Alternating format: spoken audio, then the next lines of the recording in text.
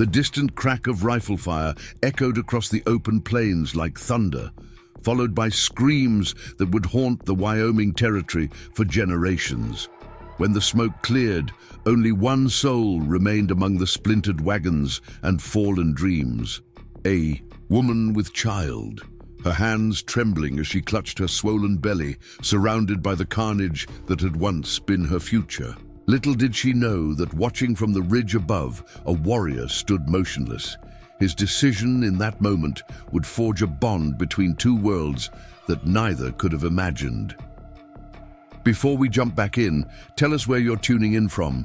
And if this story touches you, make sure you're subscribed, because tomorrow I've saved something extra special for you. Sarah Mitchell clutched the worn leather journal to her chest as the wagon train crawled across the endless prairie.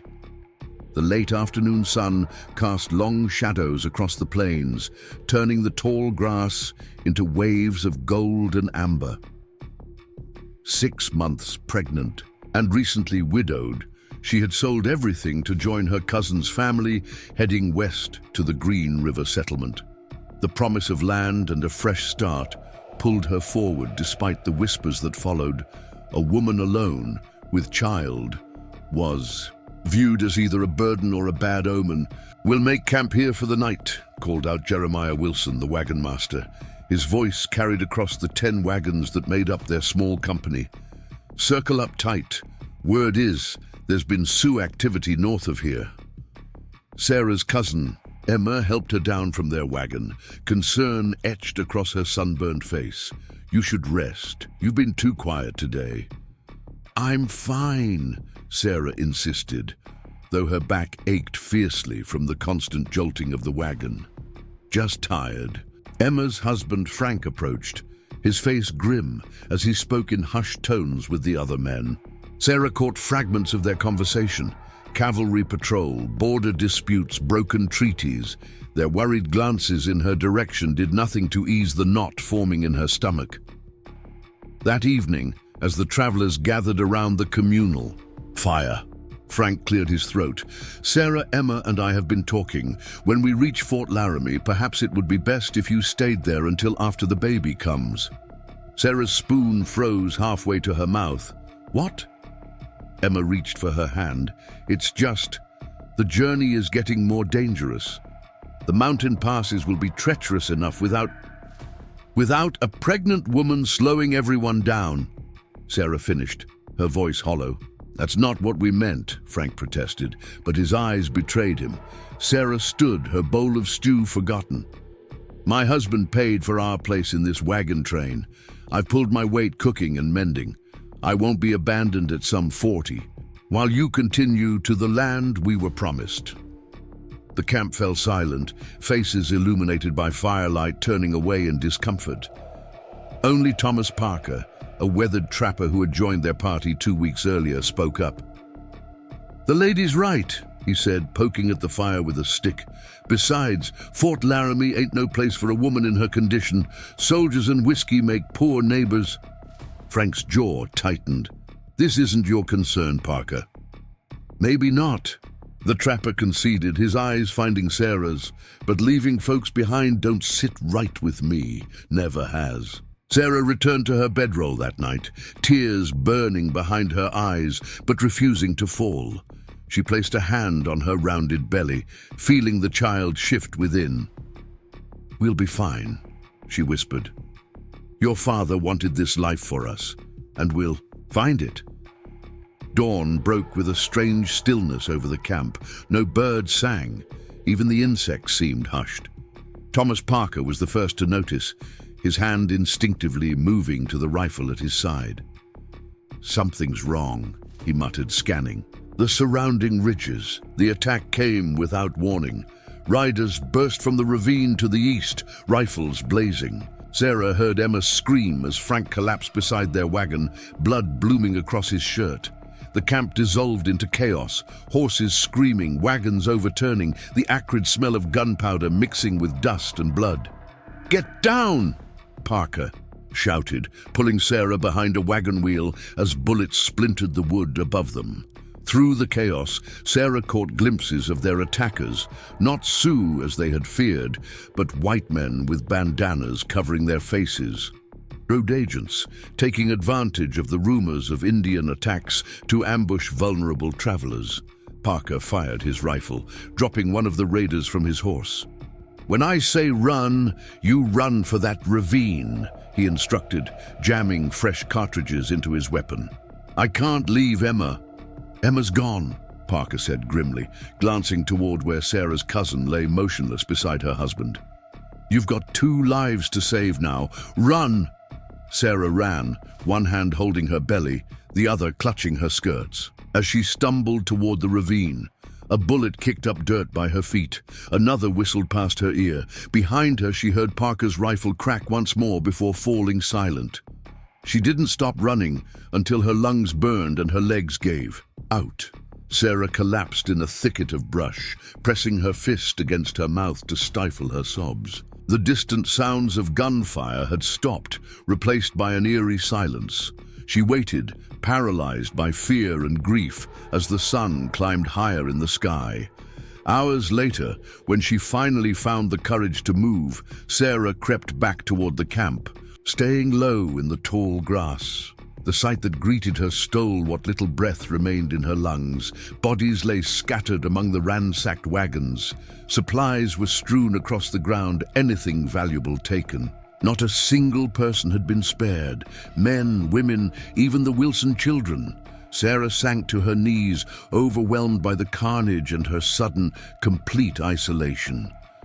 Miles from civilization, with no horse, no weapons, and winter approaching, she and her unborn child were as good as dead. As the shock began to recede, primal instinct took over. Sarah forced herself to search the bodies of her fallen companions, gathering what supplies remained. A canteen, a small sack of flour, Emma's shawl, Parker's hunting knife. She couldn't bring herself to look at their faces. With the sun beginning its descent, Sarah knew she couldn't stay. Wild animals would soon be drawn to the site. Taking one final look at the shattered remnants of her hopes, she turned toward the northwest, where Fort Laramie lay 2 days' journey on foot. If she could make it that far. She didn't see the figure watching from the distant ridge, didn't notice the lone Sioux warrior who had witnessed both the massacre and her survival. His name was Takoda, and he had been tracking the wagon train for 2 days, ordered by his chief. To observe but not engage. Now he watched the white woman with child walking alone into certain death, and something stirred within him. A decision that would alter both their fates. The first night alone on the prairie was a torment of sounds. Every rustle in the grass became a predator. Every distant howl promised death. Sarah huddled beneath Emma's shawl, too terrified to sleep, too exhausted to continue. The baby kicked restlessly, as if sensing her fear. By noon the next day, the sun beat down mercilessly. Sarah's lips cracked from thirst, her water nearly gone. Dizziness swept over her in waves. When she stumbled for the 3rd time, her knees hitting the hard earth, she didn't immediately rise. What was the point? Death awaited her regardless of which direction she chose. It was then that she noticed the tracks, moccasin prints in the dirt beside her own. Someone was following her. Terror gave her new strength. Sarah pushed herself up and quickened her pace, ignoring the pain shooting through her back and feet. But it was futile. Within an hour, her water gone and her vision blurring, she collapsed beneath the sparse shade of a lone cottonwood tree. "I'm sorry," she whispered to her unborn child, tears cutting clean tracks down her dust-covered face. "Your father would be so disappointed in me." As consciousness began to slip away, Sarah became aware of a presence. A shadow fell across her face. She forced her eyes open to see a tall figure standing over her, features indistinct against the glaring sun. Not the road agents returning to finish their work, as she had feared. This man wore buckskin, his long black hair adorned with a single feather. A Sioux warrior, exactly what the wagon train had dreaded encountering. Sarah closed her eyes, waiting for the killing blow. Instead, she felt the cool touch of water against her lips. Strong hands lifted her head, encouraging her to drink. She gulped greedily, water spilling down her chin. When she could focus again, Sarah found herself looking into the warrior's face. His expression was unreadable, dark eyes revealing nothing of his thoughts. Without a word, he offered her pemmican from a small pouch at his waist. She hesitated, suspicion warring with desperate hunger. "Why?" she managed to ask, her voice barely a whisper. The warrior did not respond. He simply continued to hold out the food. After a moment, Sarah took it, chewing the tough mixture of dried meat and berries slowly. Preparing and narrating this story took us a lot of time, so if you are enjoying it, subscribe to our channel. It means a lot to us. Now back to the story. As evening approached, the warrior built a small, nearly smokeless fire and gestured for Sarah to sit closer to its warmth. Still, he did not speak. Sarah watched him warily, uncertain of his intentions, but too weak to flee. "Do you have a name?" she asked finally. The warrior looked at her for a long moment before touching his chest. "Takoda." Sarah placed a hand over her heart. "Sarah." Takoda nodded once, then returned his attention to the fire. That was the extent of their conversation for the night. Sarah eventually drifted into an uneasy sleep, exhaustion overcoming fear. She woke once to find Takoda still awake, his eyes scanning the darkness beyond their camp, one hand resting on the knife at his belt. In the morning, Takoda indicated they would continue northwest. Without words, he made it clear he intended to accompany her. Sarah hesitated, weighing her options. Trust this silent stranger or face certain death alone. The choice, when framed that way, wasn't really a choice at all. They traveled slowly, Takoda adjusting his pace to accommodate her condition. He found water where Sarah saw only dry land, foraged plants she wouldn't have recognized as edible, and moved with a quiet confidence that gradually began to ease her constant terror. By the third day, they crested a hill to see Fort Laramie in the distance, American flag visible even from afar. Sarah felt a surge of relief, quickly followed by uncertainty. She turned to Takoda, who had stopped several paces back. "You're not coming?" she asked, though she already knew the answer. Takoda shook his head, then gestured toward the fort with a slight frown. "I understand," Sarah said softly. "Thank you for saving my life, and my child's." The warrior studied her face for a moment. Then, with deliberate movements, he removed a small leather pouch from around his neck and held it out to her. Sarah accepted it, feeling something hard inside, a carved stone of some kind. "I can't take this," but Takoda had already turned away, moving back toward the hills with the same silent grace that had characterized their brief journey together. Sarah watched until his figure disappeared among the tall grass. The strange gift clutched in her palm, Fort Laramie should have represented salvation. Instead, the moment Sarah staggered through its gates, she found herself thrust into a new kind of danger. "Another refugee," muttered a soldier, barely looking up from his post as she was led to the commander's office. Colonel James Blackwood was a man whose authority seemed to hang from his shoulders, like his impeccably maintained uniform. His office was a study in military precision, maps perfectly aligned on the walls, desk free of clutter. Even the air seemed arranged according to some invisible order. "So, Mrs. Mitchell," he said, reviewing the hasty notes his lieutenant had taken of her account, "you claim your entire party was massacred by road agents, yet you alone survived." "Yes, sir," Sarah replied, fighting to keep her voice steady. Something in the colonel's tone made her blood run cold. "And you managed to walk for days across hostile territory while 6 months pregnant?" "I had help," Sarah admitted, immediately regretting her honesty as the colonel's eyebrows rose. Help? From whom? She hesitated. A trapper who was separated from his party. He's moved on now. The lie came easily, surprising her. Something warned her that revealing Dakota's assistance would be dangerous for both of them. I see. Blackwood's gaze lingered on her face, searching for deception. You understand, Mrs. Mitchell, that we've had repeated problems with settlers collaborating with hostiles, passing information, trading weapons. I don't understand what that has to do with me, Sarah said, one hand instinctively moving to her belly. The colonel smiled thinly. Perhaps nothing. You'll be given quarters in the laundress's cabin for now. Lieutenant Reed will escort you. Lieutenant Wesley Reed was younger than his commander, with kind eyes that contradicted his stiff posture. As he led Sarah across the fort's dusty yard, he spoke in a low voice. Be careful what you say here. The colonel has strong views regarding the native tribes. 3 settlers were hanged last month for suspected collaboration. Sarah's heart sank. I've done nothing wrong.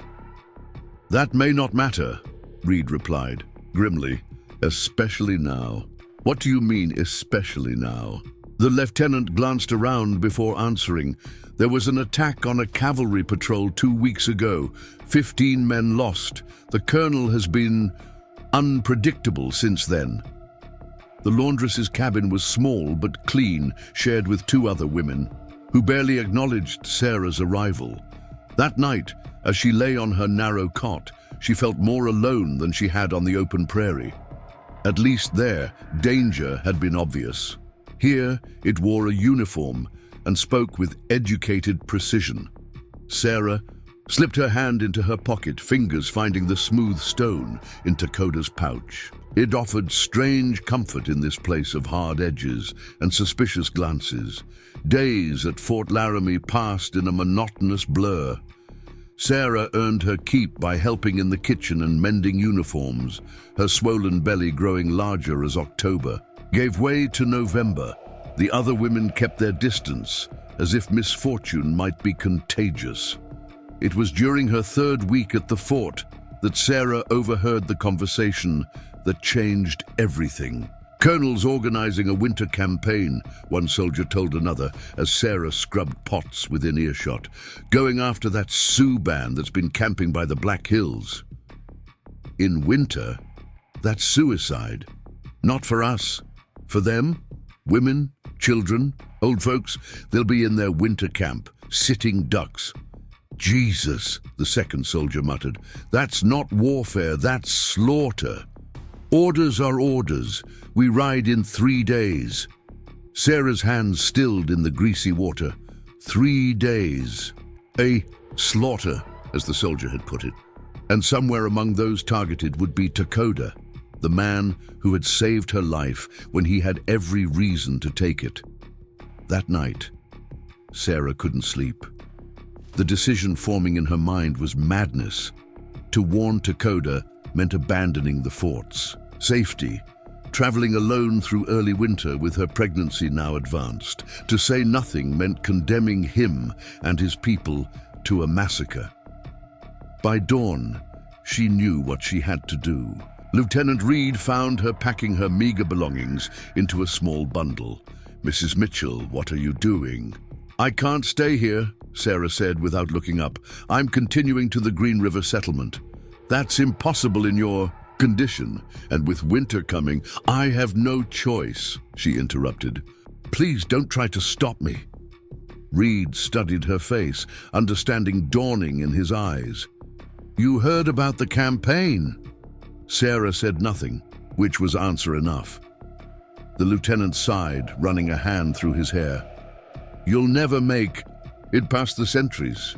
I have to try. Reed was silent for a long moment, then surprisingly he nodded. Meet me by the south gate at midnight. Bring only what you can carry. Why would you help me? Sarah asked, suspicious. Because I joined the army to protect people, not murder them in their sleep, Reed replied, his voice barely above a whisper. And because my grandmother was Cheyenne, the colonel doesn't know. At midnight, true to his word, Reed was waiting with a small pack of supplies and a horse. "Stay off the main trails," he instructed as he helped Sarah mount. "Head northeast until you reach Split Rock, then follow the river. If they're where I think they are, you'll find their winter camp within 2 days' ride." "Thank you," Sarah said, gripping his hand briefly. "Don't thank me yet," Reed replied grimly. "If you're caught, we'll both hang." With that cheerful thought, Sarah urged the horse forward into the darkness, leaving behind the false security of Fort Laramie for the honest danger of the open territory. Snow had begun to fall, soft flakes illuminated by the crescent moon. By morning, her tracks would be covered, small mercy in a journey fraught with impossibility. The first day passed in tense silence, Sarah constantly scanning the horizon for pursuit. The horse moved steadily beneath her, but the cold seeped through her layers of clothing, numbing her fingers and toes. When darkness fell, she made camp in a sheltered ravine, building a small fire as Dakota had taught her. As she huddled close to the flames, Sarah felt the baby shift restlessly. "Just a little longer," she whispered, placing her palm against the taut skin of her belly. "We're doing the right thing." She hoped it wasn't a lie. Morning brought heavier snow and a wind that cut like knives. Sarah forced herself back onto the horse, though every muscle protested. The terrain grew more difficult as she approached the foothills, rocky outcroppings and steep ravines that forced detours and slow progress. By evening, Sarah knew she was lost. Split Rock should have been visible hours ago, but the landmarks Reed had described remained elusive. Worse, the horse had gone lame, picking up a stone that had bruised its hoof. The animal could still walk, but riding was out of the question. Leading the horse through deepening snow, Sarah fought against despair. The temperature was dropping rapidly. Without shelter, neither she nor her child would survive the night. It was then that she saw it, a thin wisp of smoke rising against the twilight sky, perhaps half a mile ahead. Civilization of some kind, though whether friend or foe remained to be seen. With no better option, Sarah moved toward the smoke, leading the limping horse through a narrow valley. As she drew closer, she made out a small cabin nestled against a rock face, nearly hidden by pines. A trapper's outpost, perhaps, or a prospector's claim. Approaching cautiously, Sarah raised her voice. "Hello? Is anyone there?" No answer came. The cabin door stood slightly ajar, the smoke rising from a chimney made of stacked stones. Someone had been here recently, but the silence suggested they were now gone. Sarah tied the horse to a pine near a patch of exposed grass and approached the cabin. Inside, she found a single room with a small fireplace, a rough-hewn table, and a narrow bed covered in furs.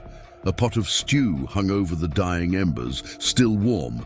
"Hello?" she called again, though she now suspected she was alone. The cabin's owner had departed in haste, leaving food and fire behind. Strange behavior, unless they had spotted danger approaching. Sarah moved to the single window, peering out at the gathering darkness. Nothing moved among the trees, yet unease prickled along her spine. She was debating whether to leave or risk staying when a sound from outside froze her in place. Hoofbeats, several horses approaching fast. Sarah's heart hammered against her ribs. Soldiers from the fort, road agents, either meant death. There was nowhere to run, nowhere to hide in the sparse cabin. Sarah grabbed a rusted skinning knife from the table, a pathetic weapon, but better than nothing, and pressed herself against the wall beside the door, hoping for the element of surprise, if nothing else. The riders arrived in a flurry of snow and labored breathing. Men's voices called to each other in a language Sarah didn't understand. Not English, not soldiers then. Words may have been foreign, but their urgent tone needed no translation. Sarah remained motionless, knife clutched in her trembling hand as footsteps approached the cabin door. It swung open wider. A figure stepped inside, tall and imposing in the dim light. The knife slipped from Sarah's fingers, clattering to the floor as recognition dawned. "Takoda!" The Sioux warrior turned sharply at her voice, hand instinctively moving to his weapon before recognition registered in his eyes. For the first time since she had met him, Takoda's expression changed. Surprise, followed by something like wonder. "Sarah," he said, her name sounding different in his accent. Their unexpected reunion was cut short as another warrior appeared in the doorway, speaking rapidly to Takoda while casting suspicious glances at Sarah.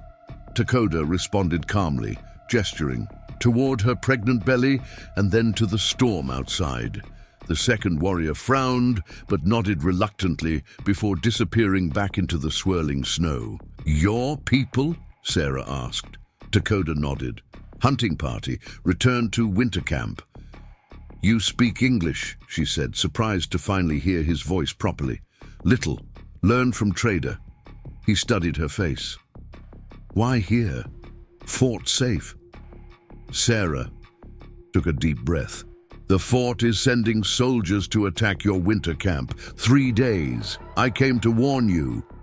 Takoda's expression hardened. "How know this?" "I overheard the soldiers talking. The colonel.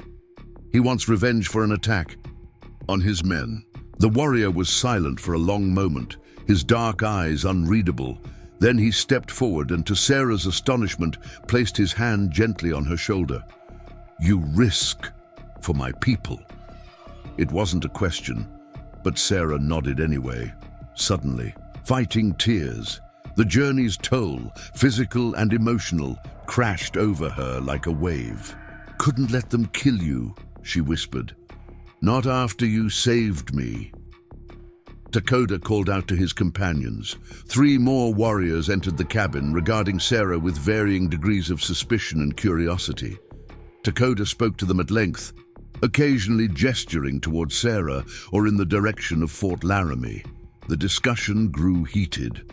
One warrior, older than the others, with streaks of gray in his braided hair, seemed particularly opposed to whatever Takoda was proposing. He pointed at Sarah's belly, his voice rising.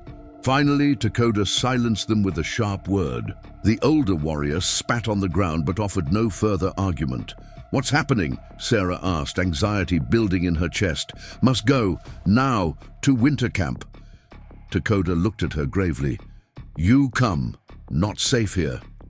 Before Sarah could respond, a spasm of pain shot through her abdomen. She gasped, doubling over. "What wrong?" Takoda was at her side instantly, supporting her weight as her knees buckled. "The baby!" Sarah managed through gritted teeth. "I think it's coming."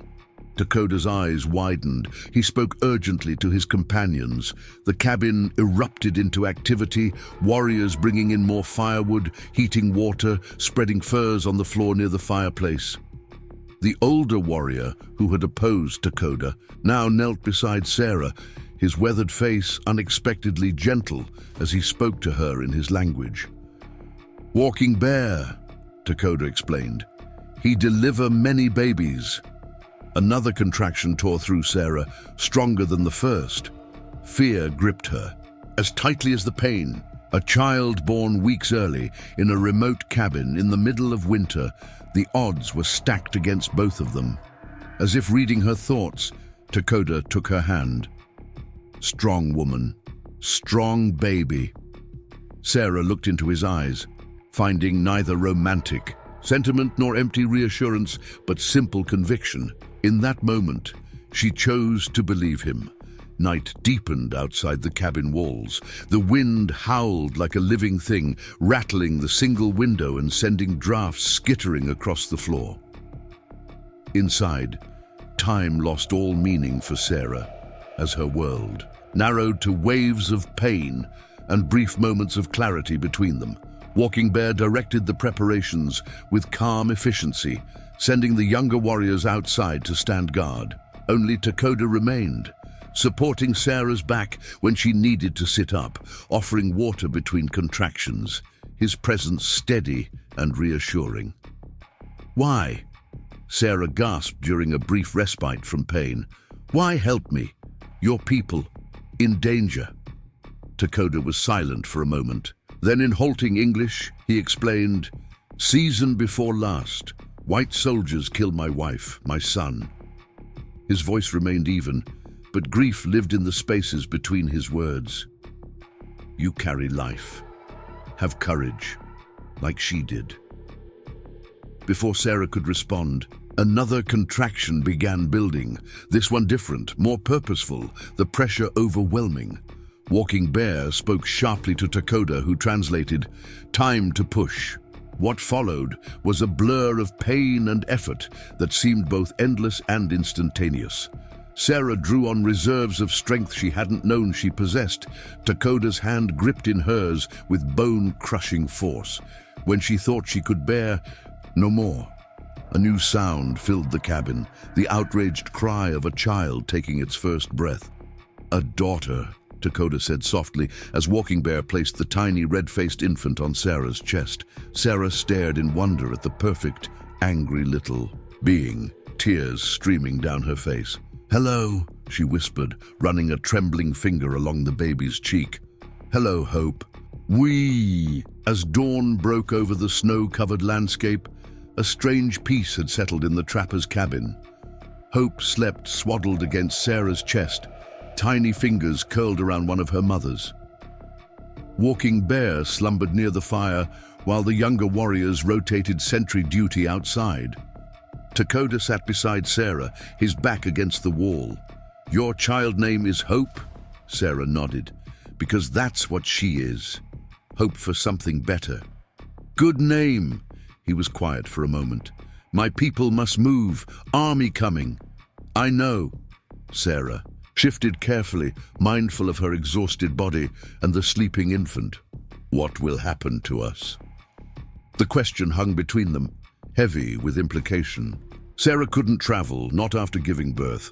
Returning to Fort Laramie meant certain death for aiding the Sioux. Staying alone meant the same fate at the hands of nature. Takoda's reply, when it came, was simple. "I stay, they go." "What?" "No, your people need you." "My path," he interrupted gently. "My choice." Walking Bear stirred, rising to converse quietly with Takoda. Though Sarah couldn't understand their words, the elder's initial opposition seemed to have given way to reluctant acceptance.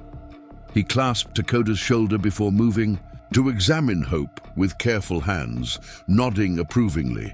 By midday, the hunting party had departed, taking with them the warning of the approaching soldiers. The winter camp would be broken, the tribe moving deeper into the Black Hills, where cavalry wouldn't follow. Takoda and Sarah were left alone with a newborn child and an uncertain future stretching before them. Two survivors from different worlds, brought together by violence and compassion in equal measure. As Takoda built up the fire against the deepening cold, Sarah watched him, this silent guardian who had chosen to remain when every instinct must have urged him to flee with his people. In him, she recognized a reflection of her own determination to forge a path where none existed before. "We'll need food," she said practically, "and more firewood to last the winter." Takoda looked at her, the ghost of a smile touching his lips. "Yes, tomorrow I hunt." It wasn't a declaration of love or even friendship. It was something more fundamental, a promise to survive together. For now, that was enough. Outside, snow continued to fall, covering their tracks and offering the gift of temporary invisibility. Spring lay months away, a distant dream of renewal. But within the cabin walls, something had already begun to grow. Fragile as a seedling, stubborn as hope itself. The child stirred against Sarah's breast, demanding attention with a tiny, insistent fist. Takoda watched, fascination evident in his usually stoic features. "May I?" he asked hesitantly, holding out his arms. Sarah placed hope in his careful embrace. The warrior who had witnessed so much death now cradled new life with reverent hands. And in that moment, Sarah knew they would find a way forward through the winter and beyond, into a story neither of them could yet imagine. The cabin became their world as winter descended in earnest. Days blurred into one another, marked only by the baby's feedings and the rhythm of survival tasks. Dakota proved himself an exceptional provider despite the harsh conditions. He returned from hunting trips with rabbits, occasionally a deer, moving through the snow-laden forest with an almost supernatural ability to read the land. Sarah found herself watching him from the cabin window, the way he became part of the wilderness rather than an intruder upon it. It was a skill born of generations, something she could admire but never fully understand. Inside their shelter, Sarah focused on recovery and caring for Hope. The child was small but surprisingly robust, with a piercing cry that echoed off the cabin walls and a determined grip that suggested she had inherited her mother's tenacity. With each passing day, Sarah grew stronger, moving from the bed to help with indoor tasks, rendering fat for candles, preparing hides Dakota brought, preserving meat for the lean months ahead. They developed an unspoken language of gestures and routines. Dakota's English improved gradually through their evening conversations beside the fire, while Sarah learned words in Lakota, simple things first, then more complex ideas. They existed in a strange bubble, isolated from both their worlds, creating something entirely new in the space between. "Snow deep," Dakota remarked one evening in mid-December as he returned, shaking white powder from his hair. "No tracks to fort." Sarah looked up from where she sat nursing Hope. "Do you think they're still searching for us?" "Colonel, not forget, not forgive." Dakota hung his wet clothing near the fire to dry. "But winter protects now." The mention of Colonel Blackwood sent a familiar chill through Sarah that had nothing to do with the temperature. She had no illusions about what would happen if they were discovered. Her branded a traitor, Dakota executed without trial, Hope orphaned or worse. These fears visited her in dreams sometimes, waking her with a racing heart while the baby slept. Peacefully beside her, Dakota noticed her expression. He moved to sit across from her, his dark eyes reflecting firelight. "You regret? Coming to warn?" "No," Sarah answered without hesitation. "Never." A rare smile crossed his face. "Good." That night, as a blizzard raged against the cabin walls, Sarah listened to Dakota tell stories of his childhood. Tales of trickster spirits and animal teachers that made the howling wind seem less threatening. His voice, deep and steady, lulled both mother and child into a sense of security that contradicted their precarious circumstances. "Your people," Sarah asked during a lull in the storytelling, "do you miss them?" Dakota was silent for a long moment. Yes, but choice was right. Why? The question had burned within her for weeks. Why stay with us instead of going with them? He considered his words carefully before answering. "After wife, son died. I was ghost, walking dead, no purpose." His eyes moved to Hope, sleeping. In her makeshift cradle, "You gave warning, risked life for my people." A pause reminded me, life continues, even after great pain. The simplicity of his explanation left Sarah speechless. She had anticipated something more pragmatic, perhaps that he had been tasked with watching over them, or that he planned to rejoin his tribe in spring. The truth was both more complex and more profound. "I understand," she finally said. And she did, in ways that went beyond words. Her journey west had been an attempt to outrun grief, to find purpose after losing her husband. Like Dakota, she had been half alive, moving through the world without truly inhabiting it. Their conversation was interrupted by a noise outside, something moving near the woodpile, too deliberate to be wind or falling snow.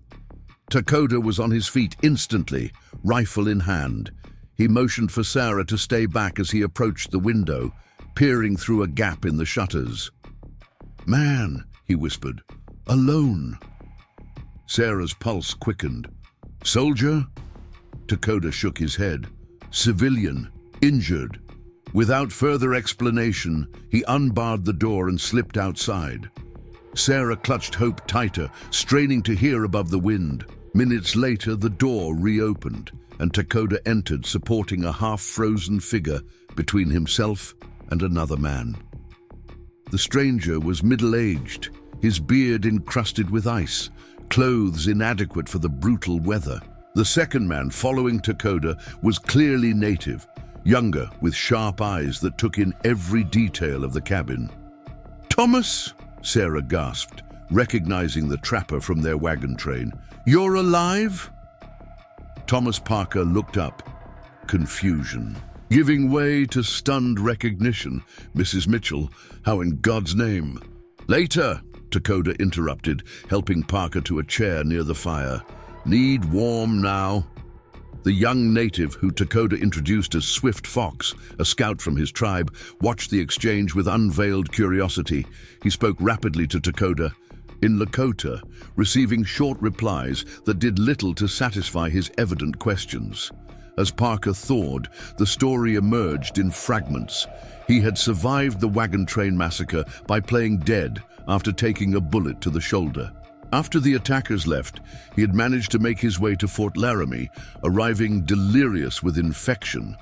The fort surgeon had saved his life, but his recovery had been slow. "When I came to my senses," Parker explained, accepting a cup of broth from Sarah with shaking hands, "I heard them talking about you, the pregnant widow who'd stolen a horse and disappeared. Colonel had a bounty on your head." Sarah's throat tightened. "And you?" "Told them I didn't know you well, just another passenger on the train." Parker sipped the broth carefully.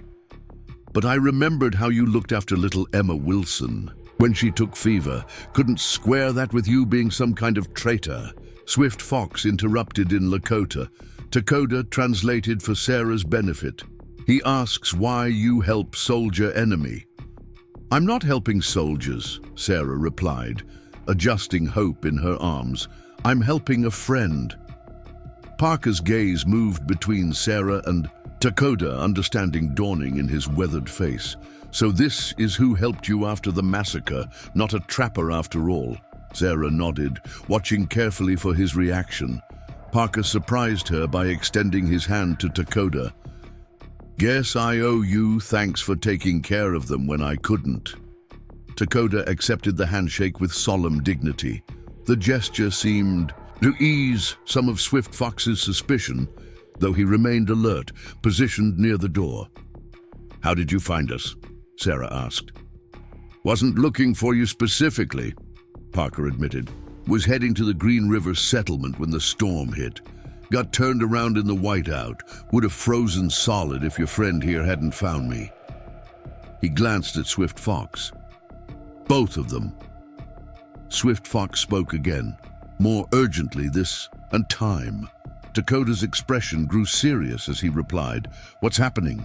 Sarah asked, sensing the shift in mood. "Swift Fox brings news," Takoda explained. "Army not stop. Follow tribe to Black Hills. Many soldiers." Parker cursed under his breath. "Blackwood's obsessed. Word at the fort was he's been ignoring orders from his superiors, pushing farther into the territory than authorized." "Why would Swift Fox risk coming here to tell you this?" Sarah asked. Takoda exchanged words with the younger man before answering. "I was war leader before." He trailed off. "Tribe needs guidance. Many young warriors want fight. Old men say hide deeper in hills." The implications hung heavily in the air. If Takoda's people fought against Blackwood's forces, even with the advantage of familiar terrain, they would eventually be overwhelmed. If they retreated further into the Black Hills, they might survive winter, but would lose hunting grounds vital to their way of life. "And they want you back," Sarah said softly, the realization settling like a stone in her stomach. Dakota didn't answer immediately, his gaze moving from Swift Fox to Sarah and Hope. When he spoke, his voice was measured. "They ask, not demand." Parker cleared his throat. If Blackwood's moving a large force in winter, he's desperate, reckless. Means you hit him hard when you attacked his patrol. "Not us," Dakota replied sharply. "Crow hunting party, far north. Blackwood blame all natives." "Doesn't matter to him," Parker said grimly. "He lost men, needs someone to pay." The cabin fell silent except for Hope's soft cooing and the crackling fire.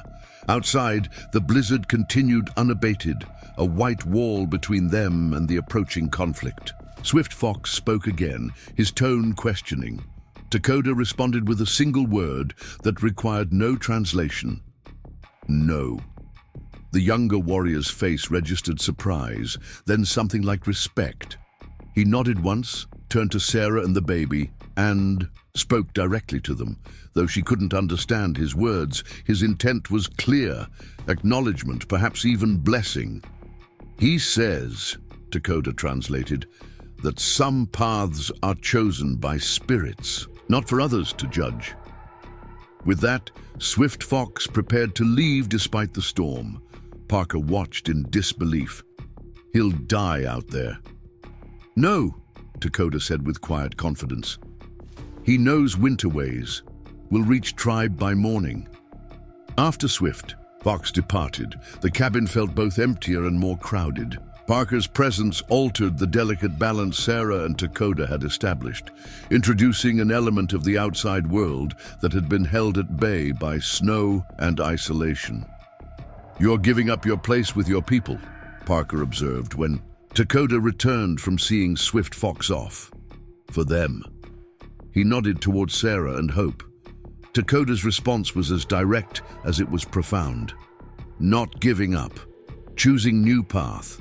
Later that night, after Parker had fallen asleep near the fire, Sarah found Dakota standing by the window, staring into the darkness. The storm had begun to abate, stars appearing between tattered clouds. "You could have gone with him," she said quietly, mindful of the sleeping baby and guest. "Your people need you." "Yes," Dakota acknowledged, "but you and child need me more. That's not a reason to abandon your responsibilities." He turned to face her. "Who decides what is my responsibility? Me, no one else." His expression softened, slightly. "When wife died, I wanted to die too. You understand this feeling?" Sarah nodded, thinking of the dark days after her husband's death, the emptiness that had driven her west. "But spirits had different plan," Dakota continued. "Put you in my path, put hope in world during storm. These are signs." He gestured toward the sleeping infant. "She is bridge between worlds, born in blood and snow, special path. You believe she has some kind of destiny?"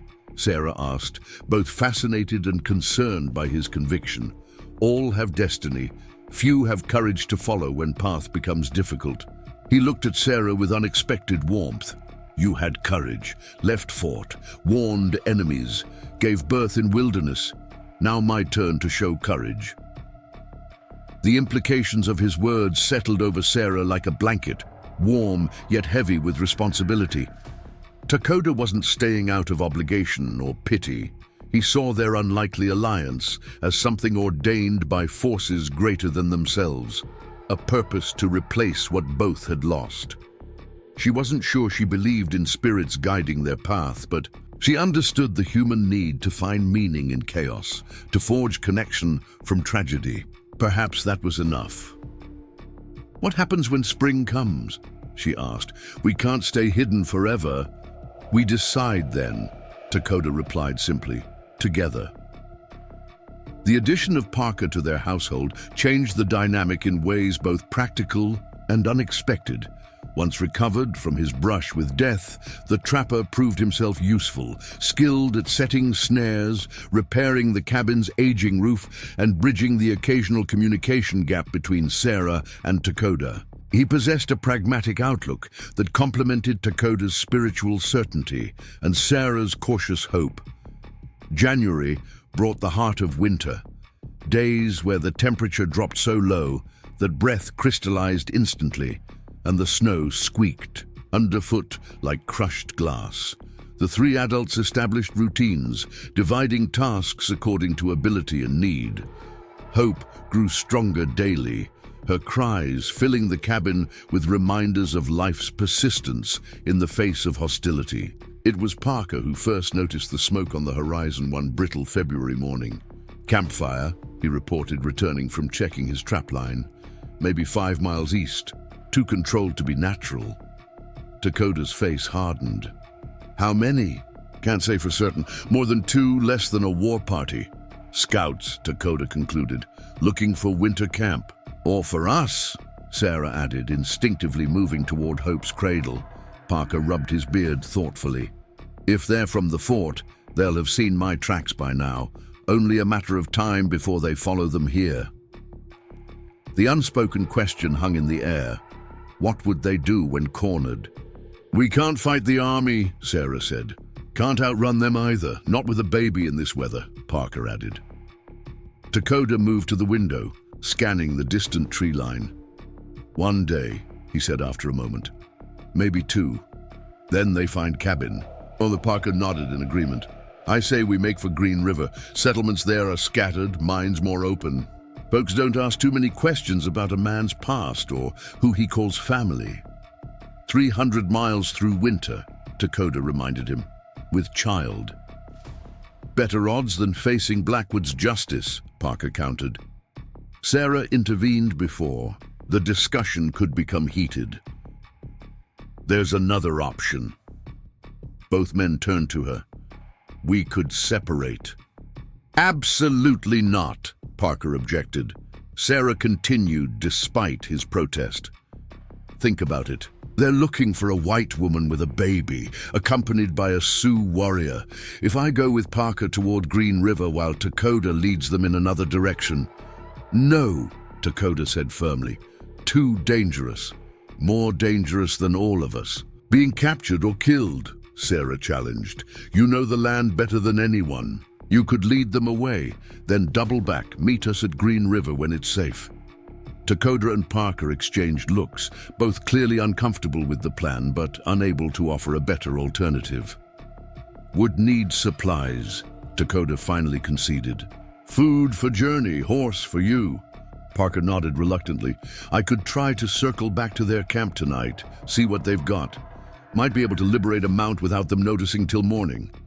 "Too risky," Takoda said, but with less conviction. "Got any better ideas?"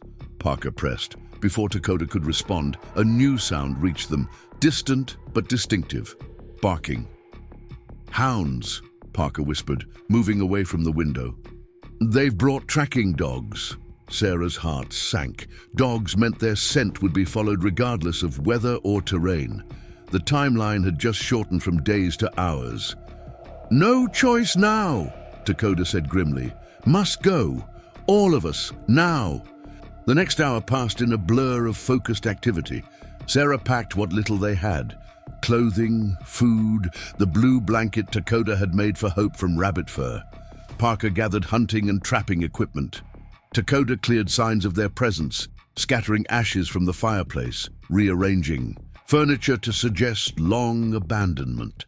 As Sarah bundled Hope against the cold, securing her to her chest with strips of hide, a terrible clarity descended. They were about to gamble everything on a desperate flight through wilderness in the depth of winter. The odds against their survival were overwhelming. Takoda seemed to read her thoughts. He knelt beside her, one hand gently touching Hope's wrapped form. "Strong child," he reminded her. "Strong mother." The simple affirmation steadied her as nothing else could have. They left through the back window, carefully covering their tracks as they moved into the forest. Takoda led, breaking trail through knee-deep snow. Parker followed, supporting Sarah when the drifts became too challenging. Hope miraculously remained quiet, lulled perhaps by the steady motion or sensing the need for silence. By dusk, they had managed perhaps 3 miles, painfully slow progress, but necessary to avoid leaving obvious signs of their passage. As light faded, Dakota guided them to a rock overhang where wind had carved out a shallow depression free of snow. "Rest," he instructed. "No fire." While Parker organized their meager supplies, Dakota disappeared into the gathering darkness. Sarah fed Hope, the child's warmth against her skin, a comfort against the encroaching cold. Without the cabin's protection, survival became an immediate, pressing concern. Every decision, every ounce of energy had to be carefully calculated.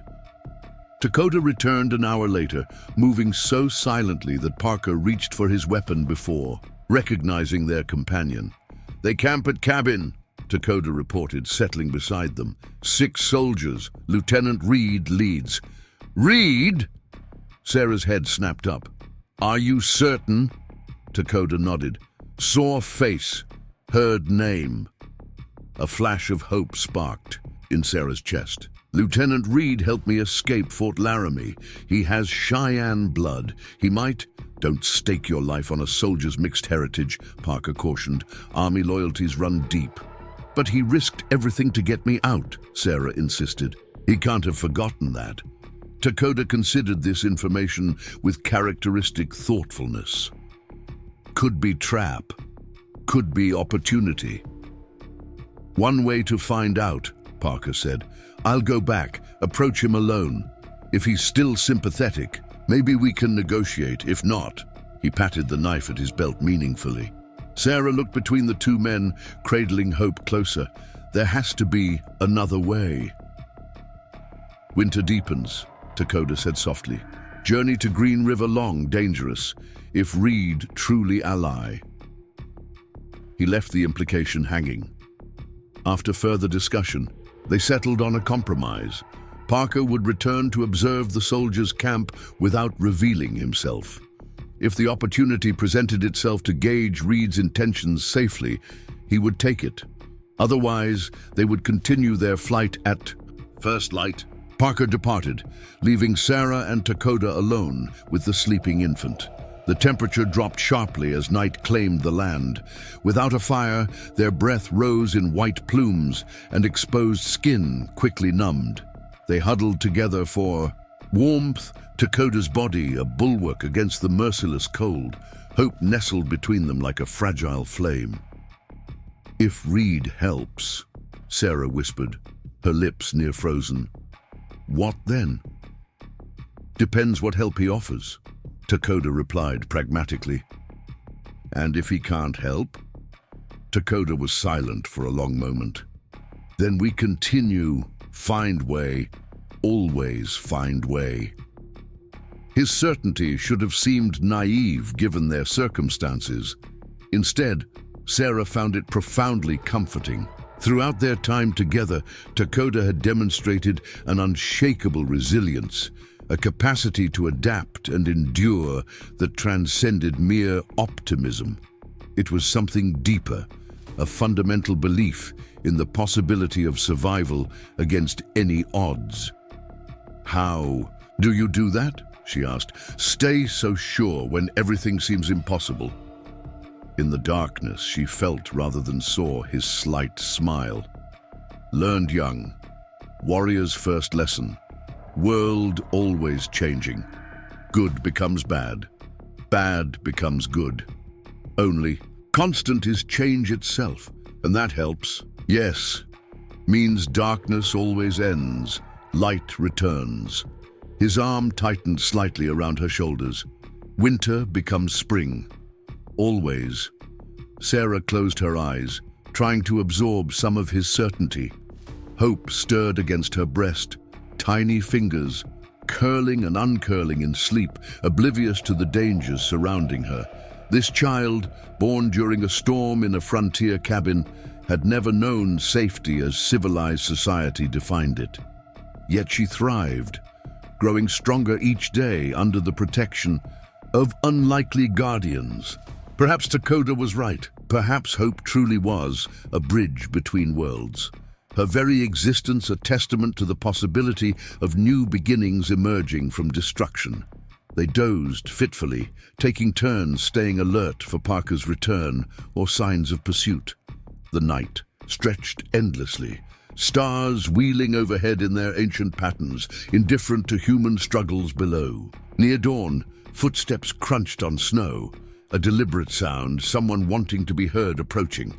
Dakota was instantly awake, rifle ready, positioning himself between Sarah and the potential threat. "It's me," Parker's voice called softly. "I'm not alone." Dakota didn't lower his weapon. "Who comes with you?"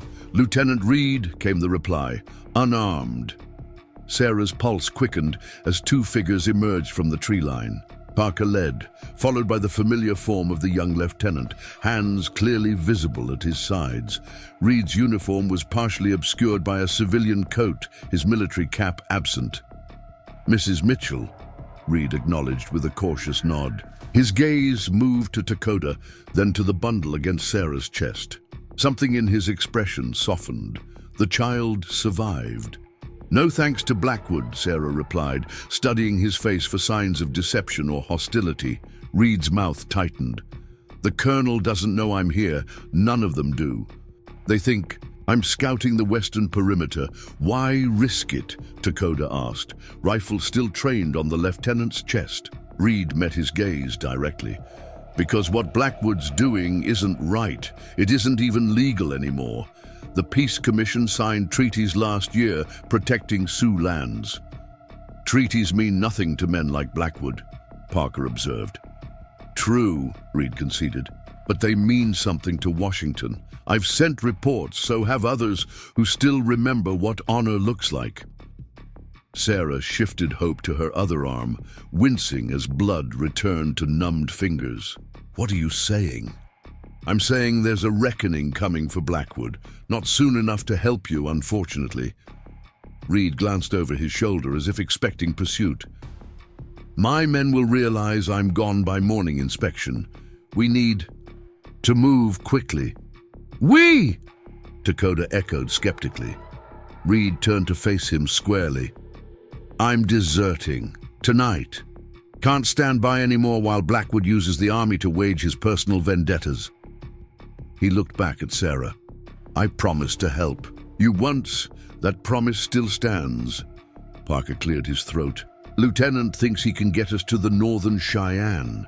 They're his grandmother's people, camped about 40 miles northwest. They've maintained neutrality, have government agents assigned to their territory. Blackwood wouldn't dare move against them openly." Hope began to fuss, her tiny face scrunching with displeasure at the cold. Sarah soothed her automatically while considering Reed's proposition. 40 miles was still a dangerous journey in winter with an infant, but considerably more manageable than 300 to Green River. "What do you think?" she asked Dakota, deferring to his judgment. Dakota studied Reed with penetrating intensity, as if trying to read the man's soul through his eyes. Finally, he lowered his rifle slightly. "Why should we trust you?" "Because I have as much to lose as you do," Reed answered without hesitation. "A deserter faces execution, same as you would. We're in this together now, whether we like it or not." A tense silence followed, broken only by Hope's soft whimpering. The first hint of dawn was lightening the eastern sky, time slipping away with each passing moment. "I believe him," Sarah said finally, "and we need help, Dakota, for Hope's sake." Dakota's jaw tightened, but he nodded once. "For child, but first sign of betrayal." He left the threat unspoken. Reed accepted this with a grim nod. "Fair. Enough." He reached into his coat slowly to avoid alarming Dakota and withdrew a small package. Brought supplies, food, bandages, flint. Not much, but it'll help. As they reorganized their meager possessions to incorporate Reed's contributions, Parker detailed what he had observed at the cabin. 6 soldiers total, including Reed here. 2 hounds. They found tracks, but lost them in the rocky area near the creek. They're planning to spread out at first light, search in wider circles. Gives us maybe 3 hours head start, Reed added. We need to make the most of it. With renewed urgency, they prepared to move out. Dakota fashioned a better carrier. For Hope from his spare shirt and some of the bandages Reed had brought, creating a sling that distributed her weight more evenly across Sarah's chest and back. Parker divided the food into 4 equal portions, each person carrying their share to ensure no one would be left without if they became separated. As they prepared to leave their temporary shelter, Reed addressed the group with quiet authority. From now on, we move together or not at all. No heroics, no sacrifices. Clear? Parker and Sarah nodded. Dakota gave a nearly imperceptible shrug that might have been agreement. They set out as the first true light of day touched the mountain. Peaks, 4 unlikely allies, bound by circumstance and necessity, carrying a child whose very existence defied the hatred that had forced them into flight. The path ahead was fraught with danger, but for the first time since leaving the cabin, Sarah felt a tentative hope blossoming alongside the fear. Perhaps it was Reed's confidence, or Dakota's steady presence, or simply the knowledge that they were no longer facing their struggles alone. Whatever the reason, as they moved deeper into the wilderness, Sarah found herself thinking not of the pursuers behind them, but of the possibility waiting ahead. A community that might accept them, a place where Hope could grow up knowing both parts of her heritage. It was a fragile dream, as delicate as the first green shoots pushing through winter's crust, but like those persistent harbingers of spring, it carried the promise of renewal. A new beginning, born from the ashes of what had been lost. The terrain grew more challenging as they pushed northwest, guided by Reed's knowledge and Dakota's preternatural sense of direction. Towering pines cast long shadows across virgin snow, their branches heavy with crystalline weight. The mountains rose before them like sentinels, impassive and ancient. Wind cut through clothing, transforming sweat to ice against skin. Every step required careful consideration. A misstep could mean a twisted ankle or worse, a death sentence. In these conditions, Sarah felt the strain in every muscle, her body still recovering from childbirth.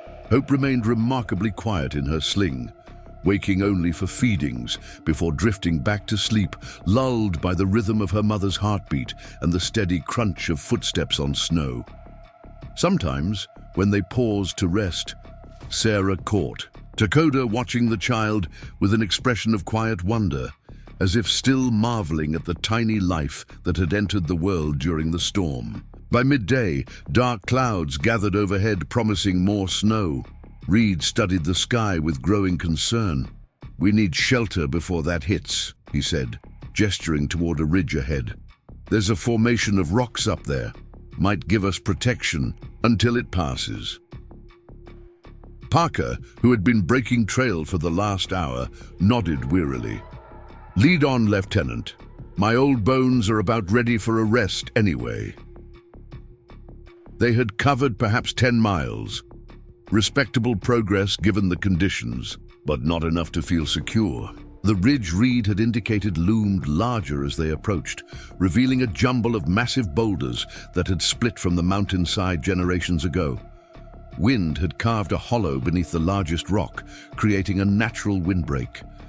As they settled into this temporary refuge, Reed pulled a small spyglass from his pack and trained it on their back trail.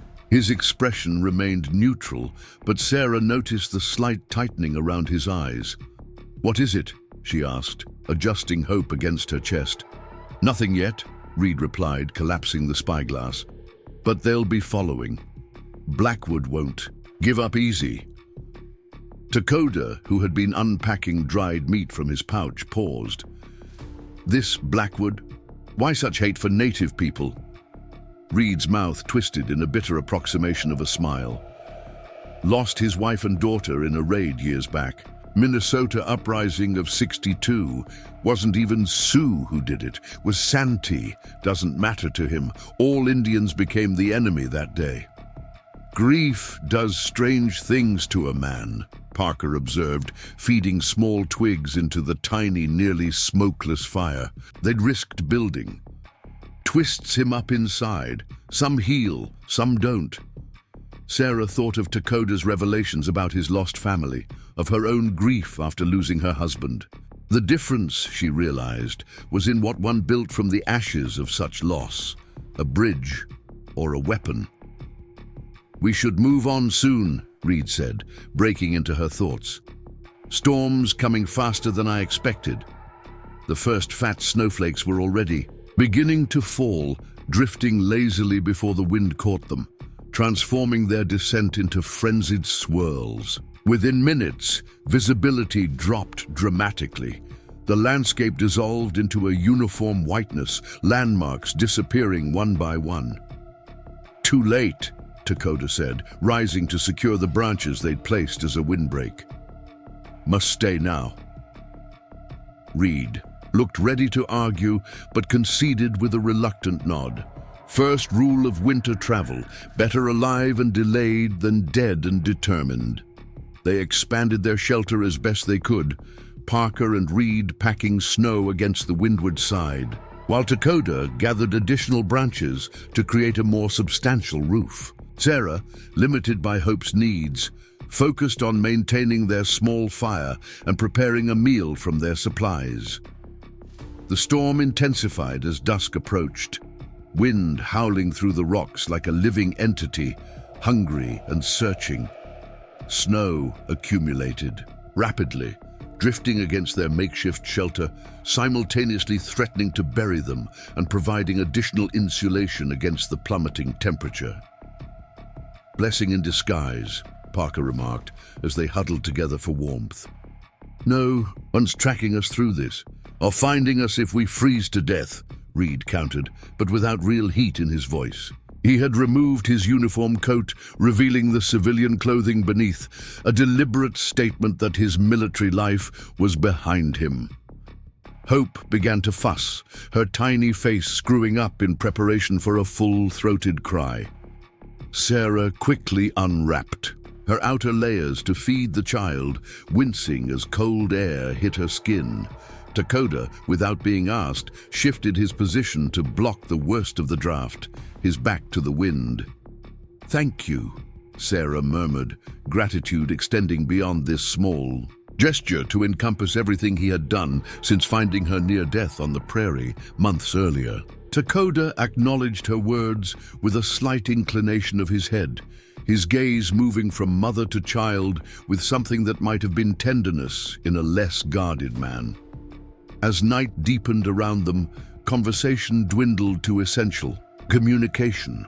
The storm showed no signs of abating, its fury undiminished by darkness. Sleep came in fitful bursts, each person taking turns maintaining their critical fire.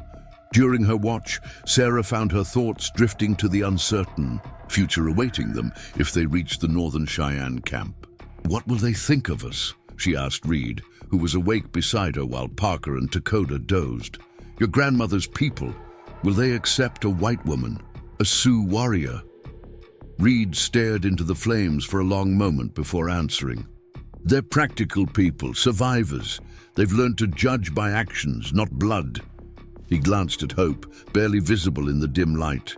"Besides, children are sacred, especially one born during winter when life is most precious. And you? What will you do if we reach them safely?" A shadow crossed Reed's face. "Haven't thought that far ahead. Can't go back to the army. That's certain. Beyond that." He shrugged, adding another twig to the fire. "One day at a time, Mrs. Mitchell. That's all any of us can do out here." Sarah nodded, understanding all too well the futility of long-term planning when basic survival consumed every ounce of energy and focus. Dreams of homesteads and settled lives seemed like childhood fantasies compared to the immediate reality of cold, hunger, and danger. The storm continued through the night and into the following day, forcing them to remain in their improvised shelter far longer than planned. Supplies dwindled as hours stretched into a second day of confinement. Hope grew increasingly restless, her discomfort manifesting in longer crying periods that no amount of rocking or nursing could fully soothe. On the third morning, they awoke to an eerie silence. The wind had finally subsided, leaving behind a transformed landscape. Snow lay in massive drifts against rocks and trees, smoothing the rugged terrain into deceptively gentle contours.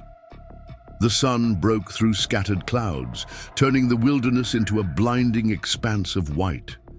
"Beautiful," Sarah breathed, stepping carefully from their shelter. "Like the world's been born new." "And just as dangerous," Parker warned, sinking and knee-deep in a drift. "Snow's hiding all kinds of hazards, holes, drop-offs, weak ice over streams." Reed nodded in agreement. "We'll need to move carefully, follow in single file, test each step." They packed their few belongings quickly, eager to make up for lost time.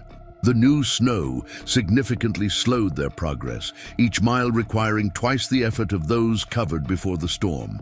Dakota and Reed took turns breaking trail, the work so exhausting that they rotated every half hour. By midday, the bright sunshine had softened the snow's surface, making travel even more difficult. Each step became a small battle, foot sinking, struggling to find purchase, muscles straining to pull free for the next laborious movement. The mountains that had seemed within reach now appeared to recede with every painful mile. Hope's crying, which had briefly subsided after leaving their shelter, returned with renewed intensity. Nothing Sarah did seemed to comfort the infant. Her tiny face remained flushed, her cries escalating from whimpers to heart-wrenching wails. "Something's wrong," Sarah said as they paused to rest beneath a stand of pines. "She's never been like this." Parker approached, concern etching deeper lines into his weathered face. With gentle hands that belied their rough appearance, he felt Hope's forehead. "Fever," he announced grimly. "Not dangerous yet, but heading that way." Fear clutched at Sarah's heart. "What do we do? We have no medicine, no—" "We do," Dakota interrupted, already searching through his pouch. He withdrew a small bundle of dried leaves, willow bark, for fever. Reed frowned. "A baby that small. Is it safe?" "Weak tea only," Dakota replied. "Mother drinks. Child receives through milk."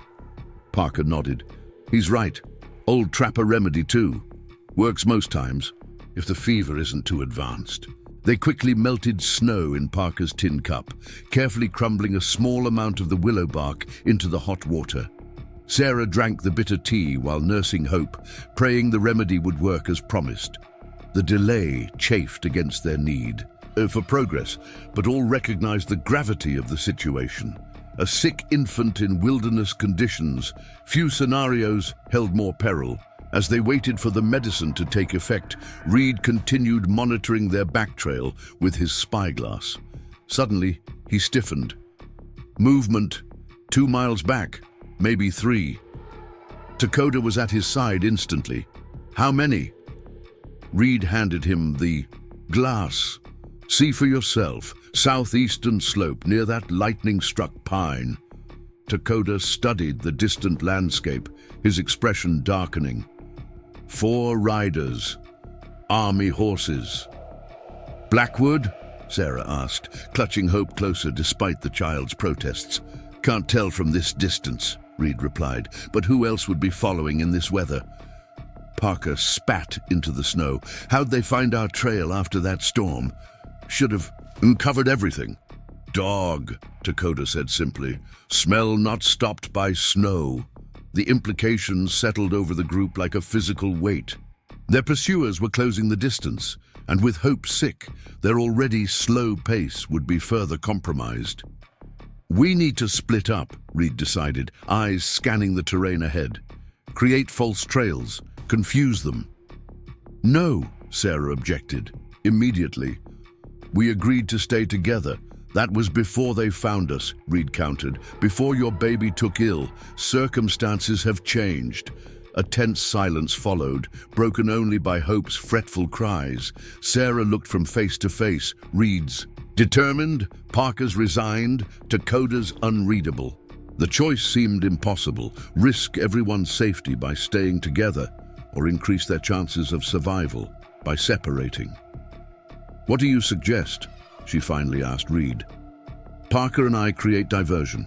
Head east, leave obvious trail.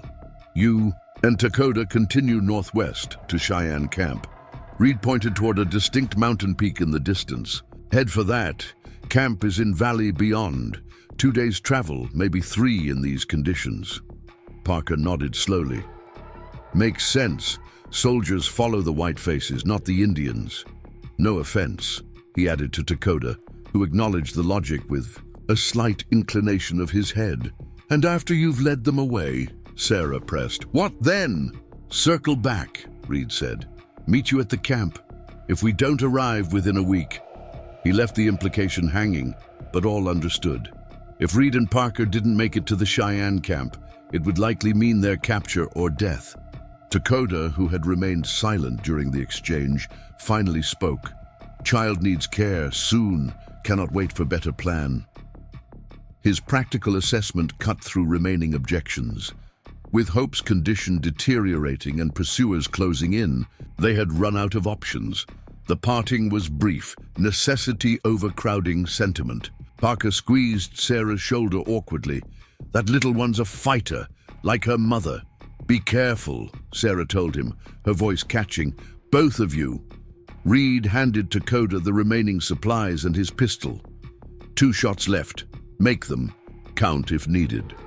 Dakota accepted the weapon with solemn understanding. Great Spirit watch over your path. And yours, Reed replied before turning to Sarah. The Cheyenne may be cautious at first. Tell them you come under protection of Whistling Elk's grandson. They'll understand. With that, Reed and Parker departed, moving east through the trees. With deliberate noise and obvious tracks, a calculated risk to draw attention away from the more vulnerable members of their group. Sarah watched until they disappeared from view, a knot of anxiety tightening in her chest. Will we see them again? If meant to, Dakota answered simply, adjusting the makeshift carrier to take Hope from Sarah's arms. Child needs you strong. I carry now. Sarah relinquished her daughter reluctantly, understanding the logic, but feeling strangely bereft without the warm weight against her chest. Hope continued fussing, though with less intensity than before. Perhaps the willow bark was beginning to work. They set off toward the distant peak Reed had indicated, moving more cautiously now without the benefit of multiple trail breakers. Dakota led, testing each step before committing his weight, ever vigilant for hidden hazards beneath the snow. Sarah followed closely, conserving her strength for the demanding journey ahead.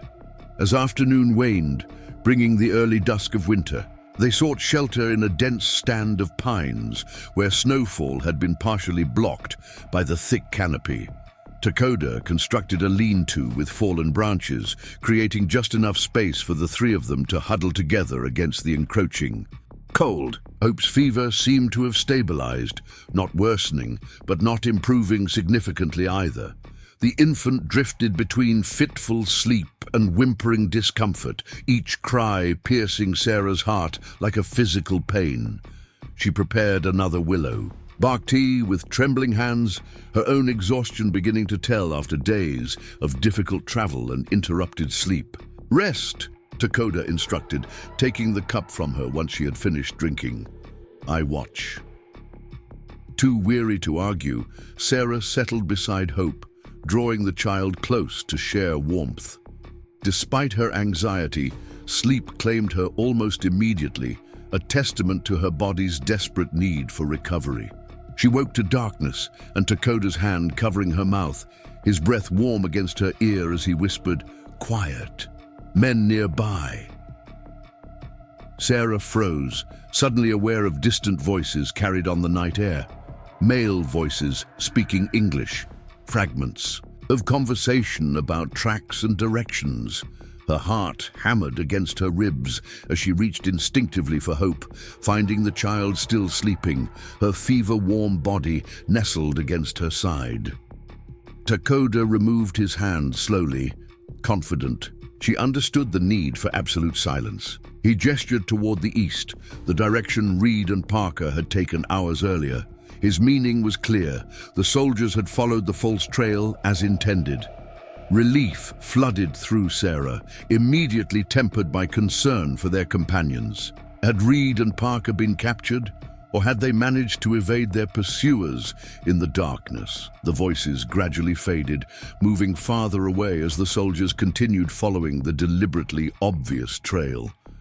Only when silence had returned, broken only by the occasional crack of a frost-laden branch, did Takoda relax his vigilant posture. "They go," he confirmed quietly, "for now." "Reed and Parker. Smart men," Takoda interrupted gently.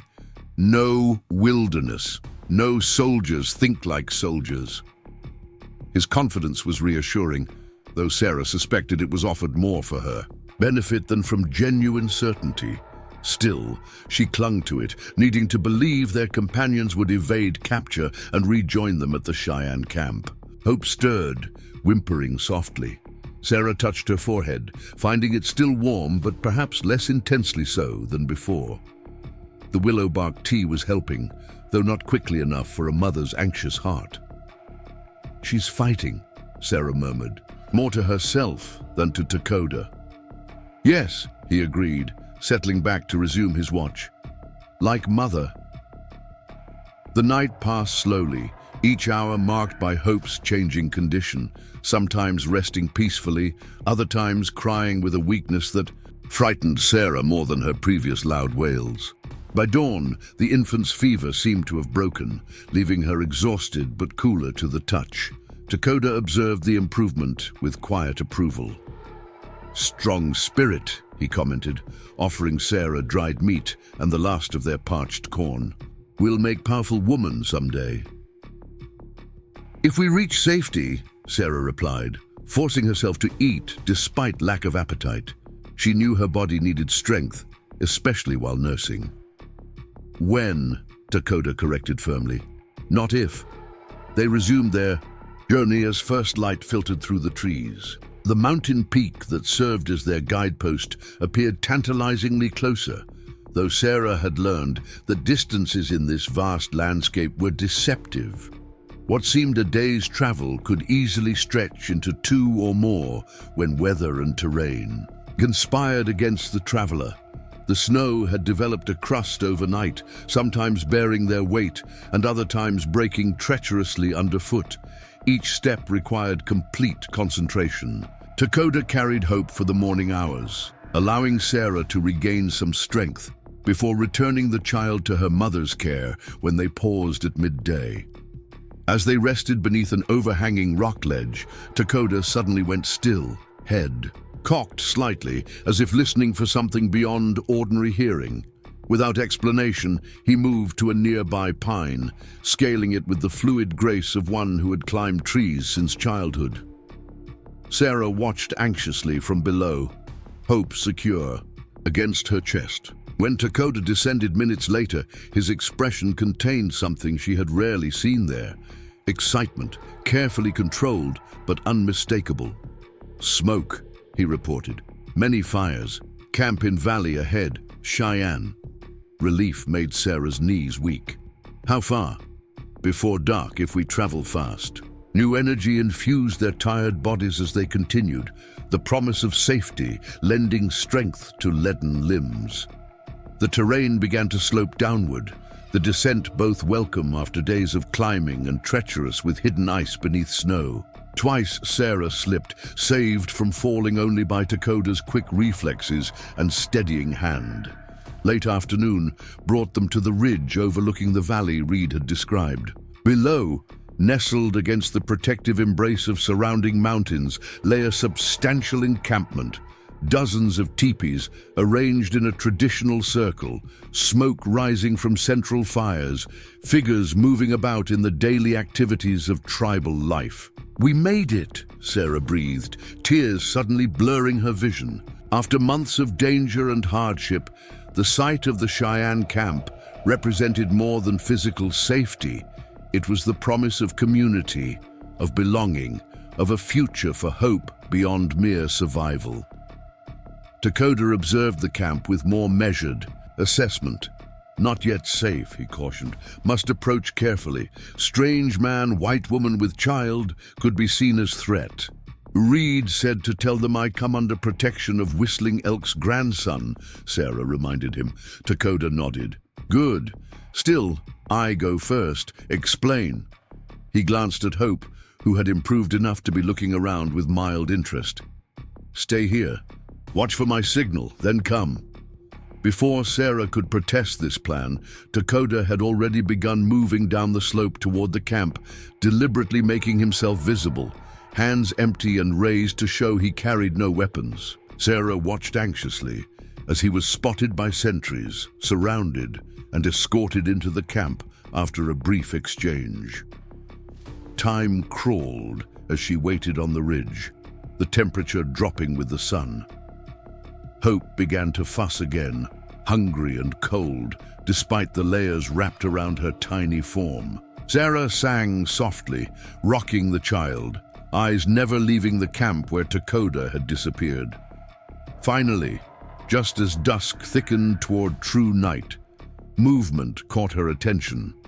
Several figures were climbing the slope toward her position. Dakota, in the lead, accompanied by 3 Cheyenne men dressed in winter attire augmented with trade blankets. "Sarah!" Dakota called when they were within earshot. "Come, they welcome us."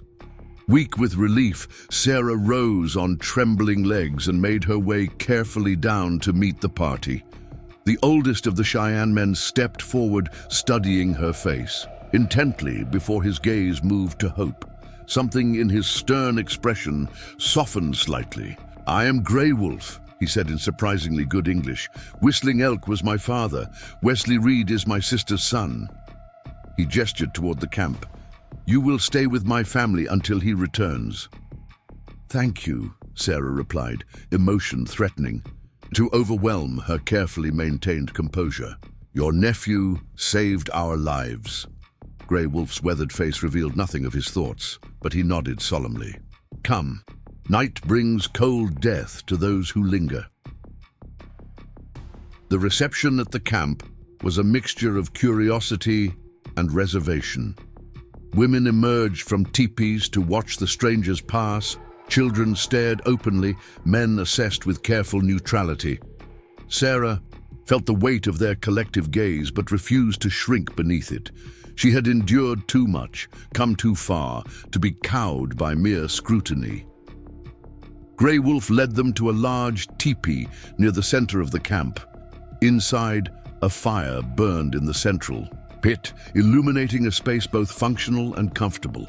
An older woman, Grey Wolf's wife Sarah assumed, was preparing an evening meal, while a younger woman nursing an infant of her own looked up with undisguised curiosity.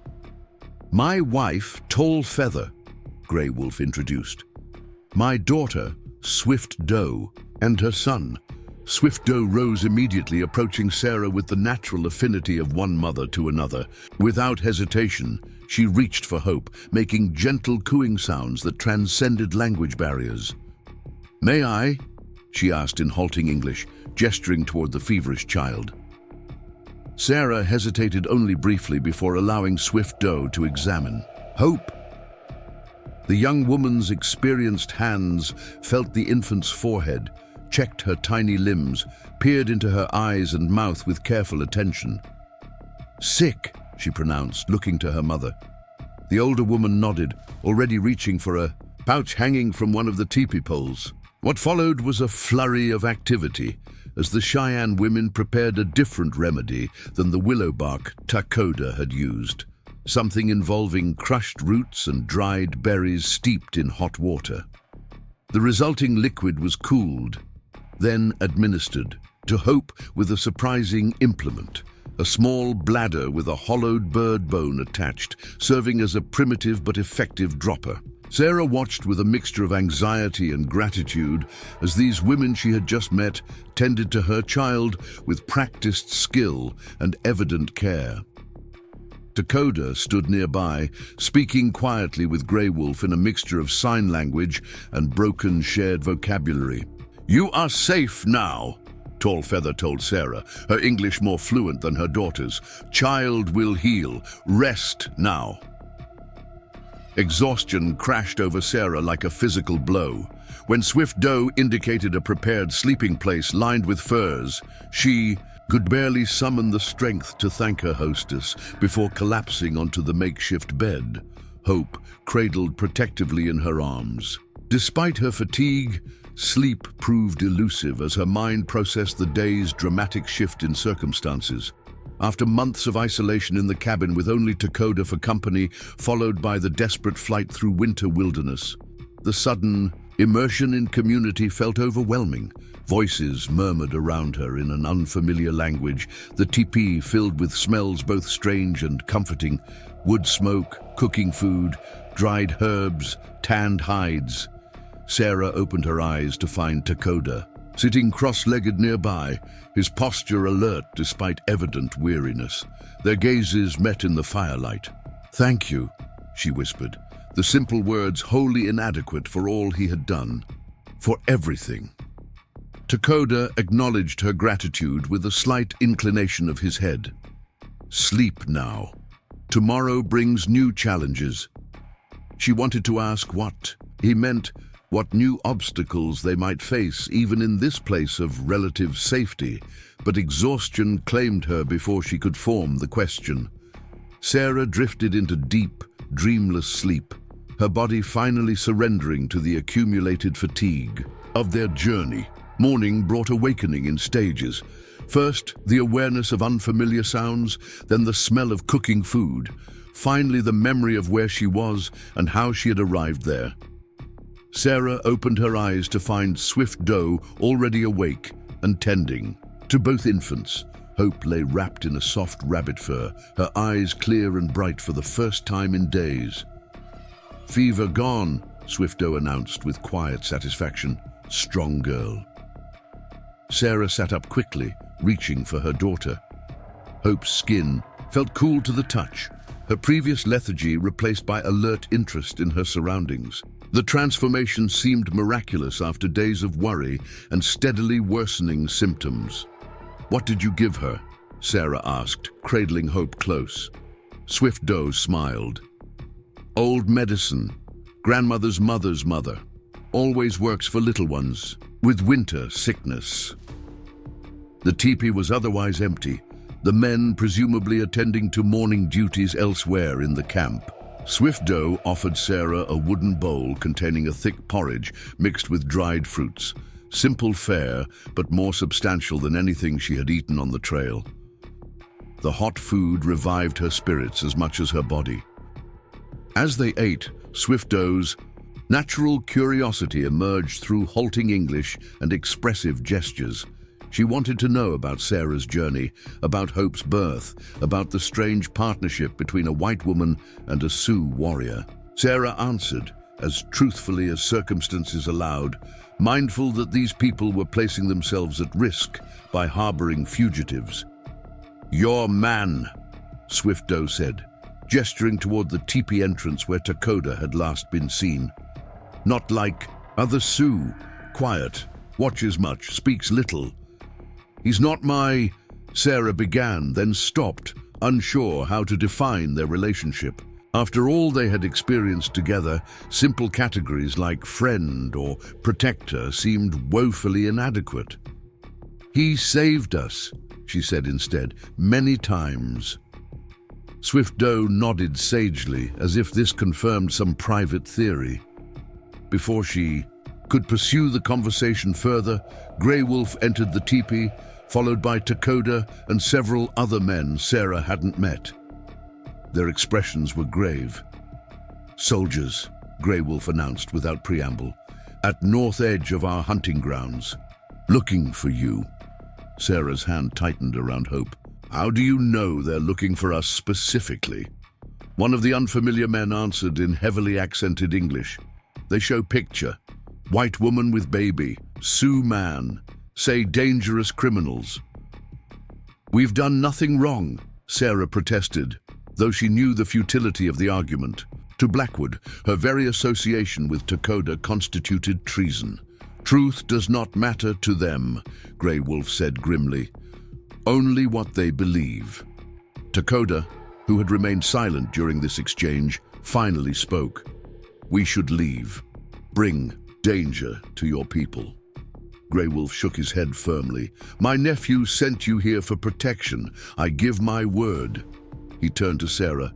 But you must stay hidden. No one outside this teepee can know you are here. The reality of their situation settled over Sarah like a physical weight. They had reached the Cheyenne camp, but safety remained elusive. Reed and Parker were still missing, possibly captured. Blackwood's pursuit continued unabated. And now, they had potentially endangered these people who had shown them nothing but kindness. What about Reed and Parker? She asked. If they try to reach us here? We watch for them, Grey Wolf assured her. Have men patrolling all approaches.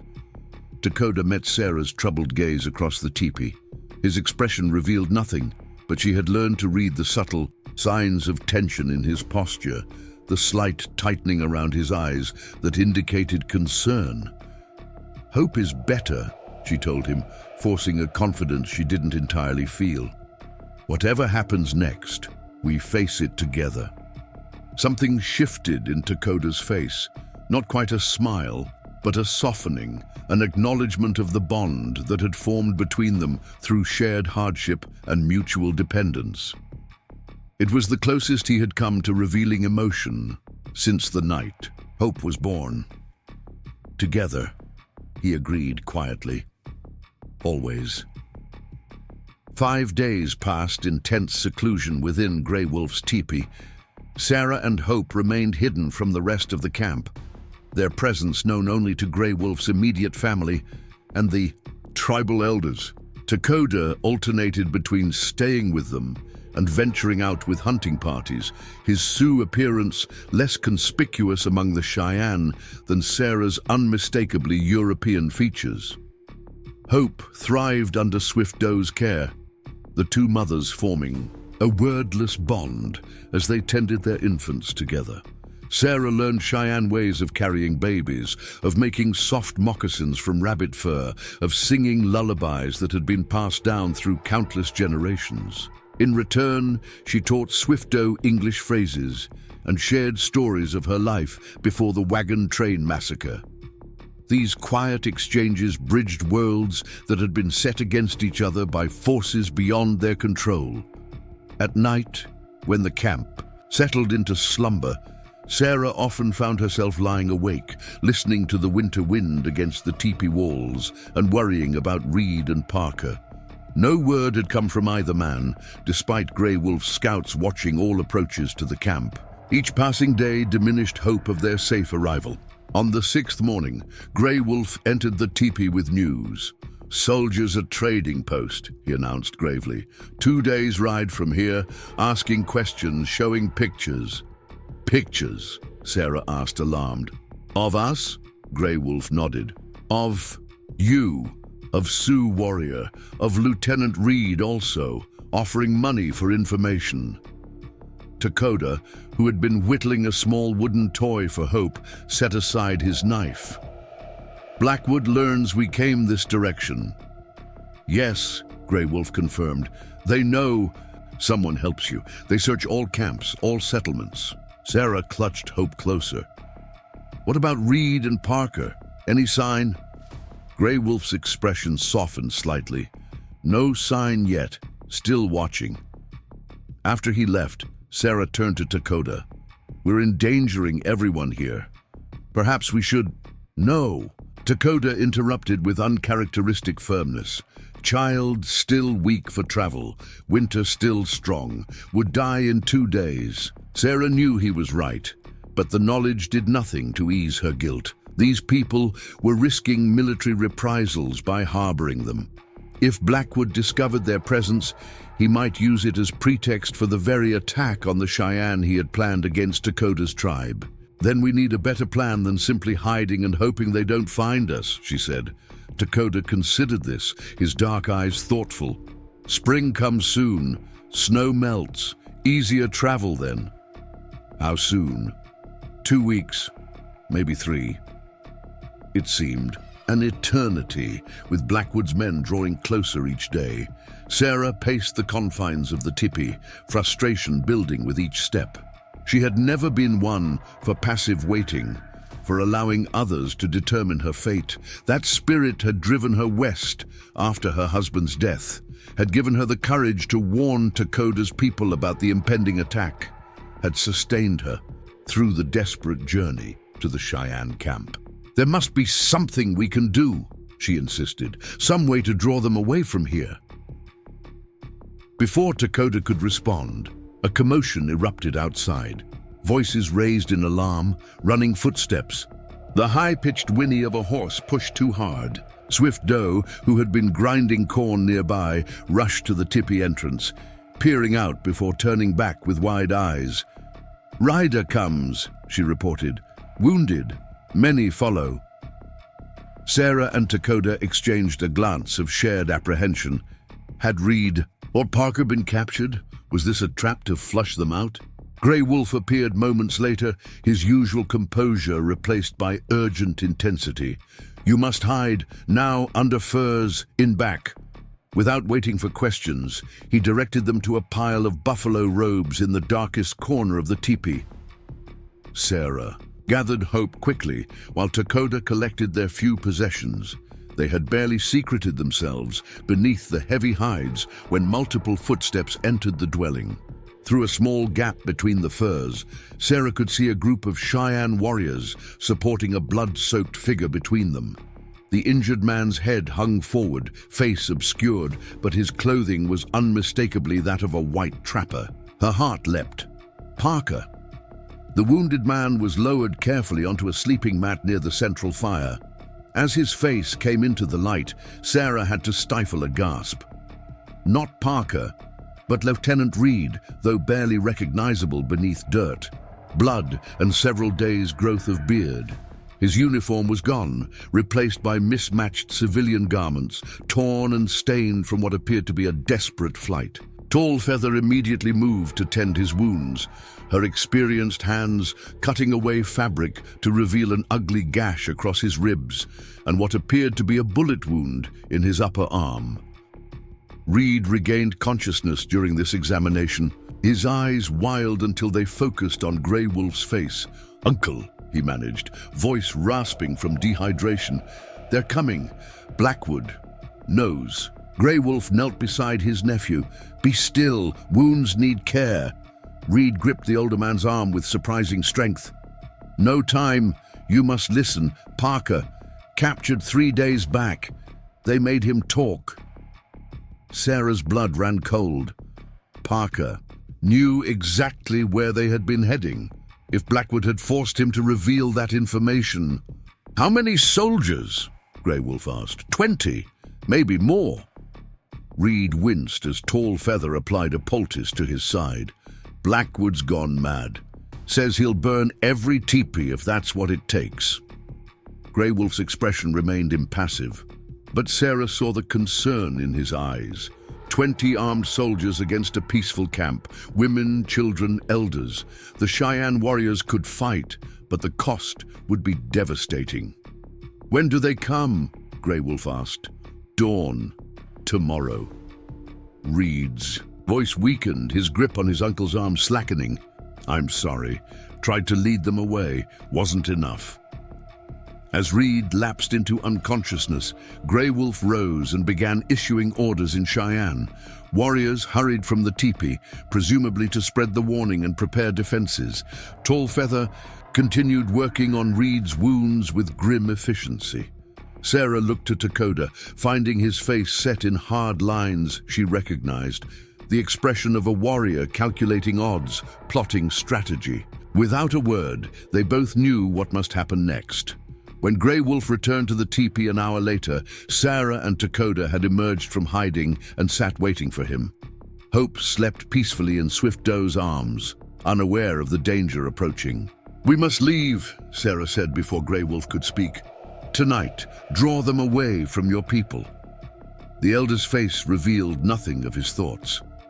"Winter night, no moon. You die before dawn." "We die if we stay," Dakota countered, "and your people with us." Grey Wolf studied them both for a long moment before nodding slowly. "My nephew nearly died, bringing warning. Would dishonor his sacrifice to ignore it?" He turned to Sarah. "Child stays. Swift Doe nurses her with own son until safe for you to return." The suggestion hit Sarah like a physical blow. Leave Hope behind? The very thought was unthinkable. A violation of everything she believed about motherhood, about her responsibilities. And yet, a baby's cry in the wilderness would betray them instantly. Hope's chances of surviving a winter flight were far lower than her own. "No," she began, then faltered as the reality of their situation sank in. What kind of mother would risk her child's life to keep her close when a safe alternative existed? Dakota placed a gentle hand on her arm, a rare gesture of physical comfort from the usually reserved warrior. "Child lives," he said softly. "You return. Better than all die." Tears burned in Sarah's eyes, but she blinked them back fiercely. This was no time for emotional indulgence, not with lives hanging in the balance. How will you explain her presence to the soldiers? They'll be looking for a white woman with an infant. "Many orphans after smallpox last summer," Grey Wolf replied. "One more raises no questions. Swift Doe's milk enough for two." The practical explanation did nothing to ease the wrenching pain in Sarah's heart, but she recognized the wisdom in the plan. Hope would be safer here, cared for by a loving mother hidden among other children, than facing bullets and blizzards with fugitive parents. "When would we go?" she asked, the question itself an acceptance of the inevitable. "Tonight, after full dark." Grey Wolf moved toward the tipi entrance. "We'll prepare supplies, horses." When he had gone, Sarah crossed to where Swift Doe sat with both infants. Hope's tiny hand had wrapped around the other baby's finger in sleep, an unconscious gesture of connection that broke something inside Sarah. She knelt, touching her daughter's cheek with trembling fingers.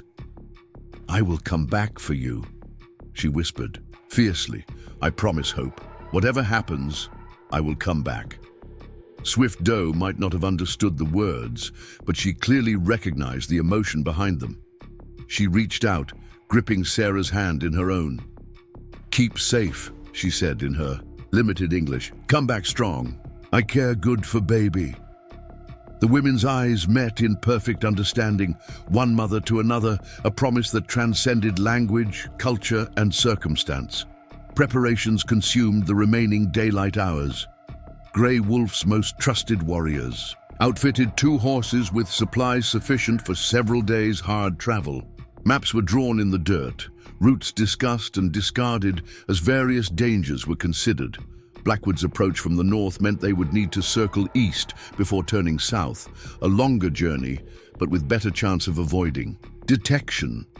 As dusk gathered, Sarah spent every moment with Hope, memorizing the infant's features, the feel of her wispy hair, the perfect curve of her tiny fingernails. These might be their last hours together, a possibility Sarah acknowledged, privately while refusing to accept it as inevitable. Dakota found her there as full darkness descended, his face shadowed in the teepee's dim light. "Time soon," he said gently. Sarah nodded, unable to speak past the knot in her throat. She gathered Hope close one last time, inhaling the sweet scent of her skin, feeling the steady beat of her heart. Then, with a resolve that cost her more than anything in her life, she placed the sleeping infant in Swift Doe's waiting arms. "Thank you," she managed, the words wholly inadequate for what this woman was undertaking, "for everything." Swift Doe nodded solemnly. Go with spirits, return with sun. Outside, the camp had grown unnaturally quiet, its normal evening activities suspended by the approaching threat. Warriors moved silently between teepees, women gathered children close, dogs were hushed before they could bark. The very air seemed charged with tension, a community preparing for potential violence while praying it might be averted. Grey Wolf waited with the horses at the camp's eastern edge, Reed's unconscious form secured to a travois nearby. Tall, Feather knelt beside her nephew, murmuring what sounded like prayers or blessings over his still figure. He comes with you, Grey Wolf explained when Sarah and Dakota approached. Too dangerous to leave here. Blackwood wants him most of all. Deserter. Sarah frowned. But his wounds will kill him if not treated properly, Grey Wolf interrupted. A medicine good for battle wounds, not bullet in arm. Infection grows, needs white doctor. The addition of an injured man to their flight complicated an already desperate situation, but Sarah understood the logic. Reed had risked everything to warn them. They could do no less in return. Grey Wolf proceeded to outline their route. East, through a narrow valley, then south along a river that would eventually lead them to a small settlement called Copper Creek. There, he explained, lived a doctor who had married a Cheyenne woman years earlier. This man might help Reed and perhaps offer temporary shelter while they decided their next move. 3 days' ride, Grey Wolf concluded, if weather holds, if soldiers don't follow. Both conditions seemed unlikely given their recent luck, but Sarah merely nodded. What choice did they have but to try? The farewell was brief, necessity overruling sentiment. Grey Wolf clasped forearms with Dakota in the universal gesture of warrior respect. To Sarah, he offered a small leather pouch. For child, he explained. Protection charm. Return when you come for her. Sarah accepted the gift with tearful gratitude, tucking it inside her coat next to her heart. The simple kindness threatened to unravel her carefully maintained composure, but she forced the emotion down. There would be time for tears later if they survived. Mounting was awkward in her long skirts, but she managed with Dakota's assistance. The horse beneath her danced nervously, sensing the tension in its rider. Reed's travois was secured to Dakota's mount, the lieutenant strapped down to prevent further injury during travel. Follow stars, Grey Wolf instructed, pointing to a distinctive constellation low on the eastern horizon. Always keep mountain that watches on left until dawn, then find river. With these final directions, they set off into the darkness, leaving behind the relative safety of the camp and the precious cargo of Sarah's heart. She did not look back, could not bear to see the teepee where hope slept, growing smaller behind them. Instead, she focused on the path ahead, on the rhythm of the horse beneath her, on survival. The night enfolded them in its icy embrace as they moved eastward, guided only by starlight and Dakota's uncanny sense of direction. Conversation was minimal, restricted to essential communication about terrain or Reed's condition. The lieutenant drifted in and out of consciousness, occasionally mumbling delirious fragments about Blackwood or Parker or battles long past. Dawn found them deep in unfamiliar territory, the promised river now visible as a ribbon of ice winding through a broad valley below. They paused to rest the horses and check Reed's wounds, which showed troubling signs of infection despite Tall Feather's expert care. His forehead burned with fever, his breathing increasingly labored. He needs shelter, Sarah said, replacing the blood-soaked bandage on his arm. Proper care. He won't last another day like this. Dakota surveyed the landscape with narrowed eyes. Smoke, he said suddenly, pointing toward a distant smudge against the pale morning sky. Valley Bend, maybe cabin. The prospect of shelter, any shelter, was too tempting to ignore. despite the risk that whoever dwelled there might be hostile or might report them to authorities. Reed's condition left them little choice. Without intervention, he would likely die before they reached Copper Creek. They approached the source of the smoke cautiously, leaving the horses and Reed concealed among trees while they scouted ahead on foot. The terrain sloped gently toward what proved to be a small homestead, a rough-hewn cabin with attached barn, a corral containing several horses, smoke rising steadily from a stone chimney. "Wait here," Dakota instructed, melting into the underbrush with practiced silence before Sarah could object. She watched anxiously as he circled the property, studying it from multiple angles before approaching a side window with careful stealth. After peering inside for several long moments, he returned to where she waited. "Woman alone," he reported. "Young, preparing food." "Alone?" Sarah questioned. "No husband, no children." Dakota shook his head. "Only woman. Cabin too big for one person, others perhaps away." Sarah considered their options. A lone woman might be less threatening than a man with a rifle, but also potentially more frightened by strangers appearing at her door, especially a Sioux warrior accompanying a white woman. On the other hand, another woman might be more sympathetic to their plight. "I'll approach first," she decided, "alone. If she seems receptive, I'll signal you to bring Reed." Dakota frowned, clearly uncomfortable with the plan, but nodded reluctantly. "Be careful. People fear most what they don't understand." Sarah straightened her clothing as best she could, attempting to look less like a fugitive and more like a traveler who had encountered misfortune. She couldn't do much about her exhaustion or the dirt ground into every fabric, but she could at least approach openly, without stealth or apparent threat.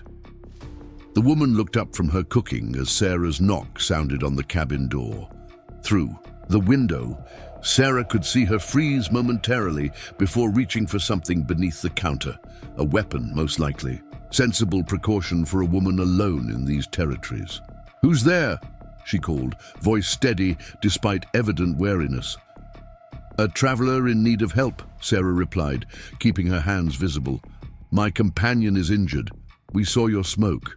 After a long pause, the door opened a fraction, revealing a young woman of perhaps 25, her auburn hair tied back in a practical braid, her expression guarded but not hostile.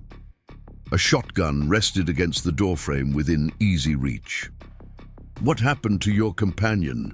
she asked, making no move to invite Sarah inside. "Bullet wound, infection setting in. We're trying to reach Copper Creek, but he won't survive the journey without care." The woman's eyes narrowed. "You running from someone?" Sarah hesitated, weighing honesty against prudence. "Yes," she admitted finally, "but not for the reasons you might think. We've done nothing wrong." "That's what all fugitives say," the woman observed dryly, but something in her face softened slightly. "Let me see him." Sarah signaled to Dakota, who emerged from concealment leading the horse with Reed's travois. The woman's eyes widened. At the sight of the Sioux warrior, her hand instinctively moving toward the shotgun before she controlled the reaction. "Interesting companions you keep," she remarked to Sarah, tension evident in her posture. "He saved my life," Sarah replied simply, "more than once." The woman studied Dakota for a long moment, then Reed's still form on the travois. Whatever she saw apparently satisfied her immediate concerns, for she stepped back from the doorway. "Bring him inside," she instructed. "I've some experience with wounds. My husband was a doctor before." She trailed off, leaving the sentence unfinished. They carried Reed into the cabin, laying him on a narrow bed in what appeared to be a sick room, complete with shelves of medical supplies and instruments. The woman moved with practiced efficiency, cutting away the bandages to examine the wounds beneath. "Bullet's still in there," she announced grimly. "Needs to come out or he'll lose the arm, if infection doesn't kill him first." "Can you help him?" Sarah asked. The woman hesitated, eyes moving from Reed's pale face to Sarah and Dakota, calculation evident in her expression. Depends who's after you and how soon they'll come looking this way. Sarah exchanged a glance with Dakota before deciding on complete honesty. Colonel Blackwood from Fort Laramie. He believes we're traitors for warning a Sioux camp about his planned attack. If she expected shock at this revelation, she was disappointed. The woman merely nodded, as if confirming a private suspicion. James Blackwood, tall man, scar across his jaw, obsessed with Indians. You know him? Sarah asked, surprised. Know of him? The woman's mouth tightened into a hard line. My husband treated Sioux patients. Blackwood didn't approve. Had him arrested for aiding hostiles. He died in custody, pneumonia, they said. The words carried a weight of grief and bitterness that explained much about the woman's solitary existence and initial suspicion. I'm sorry, Sarah said softly. The woman squared her shoulders, visibly pushing aside painful memories. What's done is done. Wallowing won't change it. She turned to Dakota. I'll need hot water, clean cloths. Can you manage that while I prepare instruments? Dakota nodded, moving toward the kitchen fireplace without hesitation. The woman turned back to Reed, her clinical assessment continuing as she spoke to Sarah. I'm Catherine Wright. Most call me Kate. Sarah Mitchell. The injured man is Lieutenant Wesley Reed. He deserted to warn his uncle's Cheyenne camp about Blackwood's attack. She indicated Dakota, now heating water at the fire. That's Dakota. He saved me after road agents massacred my wagon train. Kate's eyebrows rose slightly at this condensed version of their complicated history, but she asked no further questions. Instead, she focused on gathering what she would need for the operation ahead. Forceps, scalpel, needle and silk thread. A bottle of clear liquid that smelled strongly of alcohol. This will be brutal, she warned as Dakota returned with the requested water and cloths. No chloroform, nothing for pain except whiskey. He'll scream. Can't be helped. Sarah swallowed hard, steeling herself for what was to come. What can we do? Hold him down. Keep him still as possible. Kate rolled up her sleeves, tied a clean apron around her waist, and pray if that's your inclination. What followed was indeed brutal. A primitive surgery conducted on a kitchen table with basic instruments and no anesthesia beyond half a bottle of whiskey poured down Reed's throat. The lieutenant regained full consciousness as Kate began probing for the bullet, his screams so agonizing that Sarah found herself weeping even as she used all her strength to help restrain him. Dakota remained stoic throughout, his powerful hands keeping Reed's shoulders pinned while Kate worked with grim determination, sweat beading on her forehead as she extracted fragments of lead and cleaned the wound cavity. By the time she finished, Reed had mercifully passed out again, his face gray beneath a sheen of sweat. Will he live? Sarah asked as they transferred the unconscious man back to the bed. Kate washed blood from her hands, her expression guarded. If infection doesn't take him, yes, but he'll never have full use of that arm again. She insisted they rest while she prepared a meal, pointing them toward a second bedroom where they could clean up and change into some of her late husband's clothing. The simple luxury of washing away days of grime with hot water and soap nearly undid Sarah's fragile composure. Clean garments, though ill-fitting, felt like an undeserved blessing after so much hardship. When they emerged, Kate had soup simmering on the stove and bread warming in the oven. The domestic normalcy of the scene struck Sarah with unexpected force. How long since she had sat at a proper table, eaten from actual plates, conversed without constant fear. As they ate, Kate offered cautious questions about their journey, their plans, their ultimate destination. Sarah found herself sharing more than she had intended. The wagon train, Dakota's rescue, Hope's birth during the storm. the cabin that had become their sanctuary, the desperate flight to the Cheyenne camp. She faltered only when describing the heart-wrenching decision to leave hope behind, emotion finally overwhelming her carefully maintained control. "You'll see her again," Kate said with quiet certainty when Sarah had composed herself. "A mother and child aren't meant to be separated. The world finds ways of bringing them back together." "How can you be sure?" Sarah asked, grasping at this. Unexpected comfort. Kate's eyes held a depth of experience that belied her young age. "Because I've seen it happen. Even in this harsh country, there are still miracles." Takoda, who had remained largely silent during the meal, studied their hostess with thoughtful interest. "You help strangers, risk much. Why?" Kate met his direct gaze without flinching. "Because my husband would have done the same. Because Blackwood has destroyed enough lives. Because sometimes standing aside is the same as standing with evil."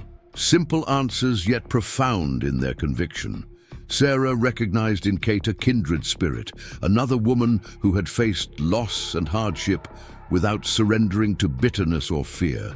Someone who still believed in right action even when the cost was high. As night fell, they discussed practical matters, how long they could safely remain, where they might go next, what routes would avoid Blackwood's patrols. Reed's condition would keep them immobile for at least several days, a delay that carried both risk and opportunity. Risk because it gave their pursuers more time to search the surrounding area.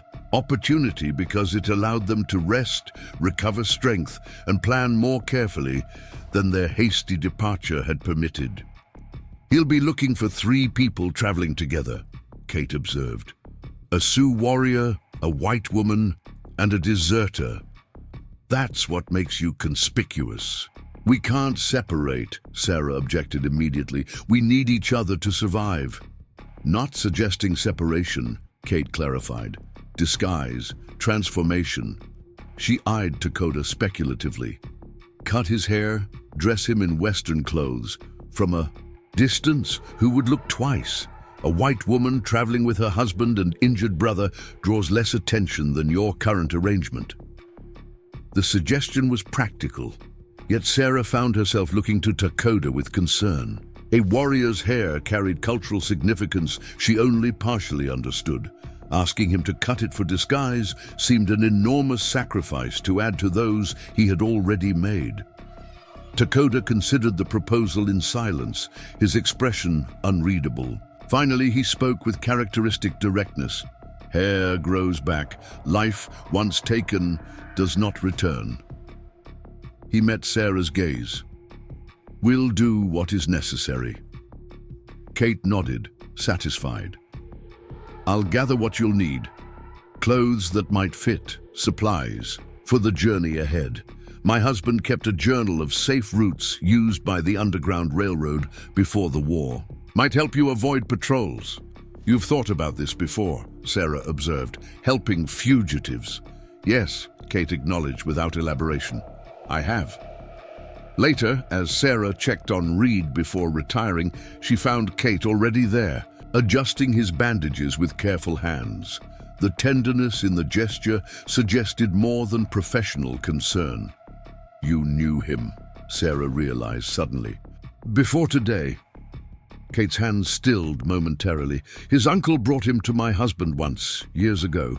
Arrow wound from a hunting accident. He was just a boy then, caught between worlds. Too Indian for the army, too white for the Cheyenne." She resumed her work, voice softening. "He remembered us when others chose to forget." The quiet revelation added another layer to their already complex situation. Kate's willingness to help stemmed not just from opposition to Blackwood or general principle, but from personal connection, a thread of shared history woven into the tapestry of their intersecting lives. Sarah touched the other woman's shoulder gently. "Thank you for everything." Kate nodded, her focus remaining on Reed's sleeping form. "Get some rest. Tomorrow brings decisions none of us should face exhausted." In the small bedroom she shared, With Takoda, an arrangement born of necessity rather than impropriety, Sarah found herself unable to sleep despite bone-deep weariness. Her thoughts kept returning to Hope, alone among strangers, perhaps already forgetting her mother's face, her scent, the sound of her voice. "She is safe," Takoda said quietly from his position on the floor, apparently reading her troubled thoughts. "Swift Doe cares for her as own." "I know," Sarah whispered, "but what kind of mother leaves her child behind? What if I never make it back to her?" Takoda was silent for a long moment before responding. "When I was small, maybe 7 winters drought came, no food, no game. My mother sent me with uncle to northern camps where hunting better, did not see her for full cycle of seasons." "Were you afraid?" Sarah asked, surprised by this rare glimpse into his childhood. "Yes, angry too." His voice held no self-pity, only statement of fact. Later understood, she sent away because she loved. Harder to give child to others than keep close and watch starve. The simple wisdom in his words eased something tight in Sarah's chest. Like her, Takoda understood sacrifice, the kind that tore at the heart while saving the life. In different circumstances, from different worlds, they had both learned the same harsh lesson. Sometimes love meant letting go. "Thank you," she said softly, "for staying with me through all of this. You could have returned to your people many times." Takoda shifted in the darkness. Made choice. No regrets. In those 4 words lay a depth of commitment that required no elaboration, no flowery declarations, simply a decision once made, honored without reservation. Sarah closed her eyes, finding comfort in his steadfast presence as sleep finally claimed her. Morning brought a flurry of activity as Kate implemented her disguise plan. Takoda submitted to having his long hair cut without visible emotion, though Sarah sensed the significance of the sacrifice in the set of his shoulders. The careful way. He gathered the severed strands afterward, wrapping them in a small piece of cloth that disappeared into his pouch. Dressed in the late Dr. Wright's clothing, trousers, shirt, wool coat, and wide-brimmed hat, pulled low over his features, Takoda was transformed. Not enough to fool close inspection, but sufficient to confuse distant observation or casual encounters. The change was disorienting to Sarah, who had only ever known him in his traditional garb.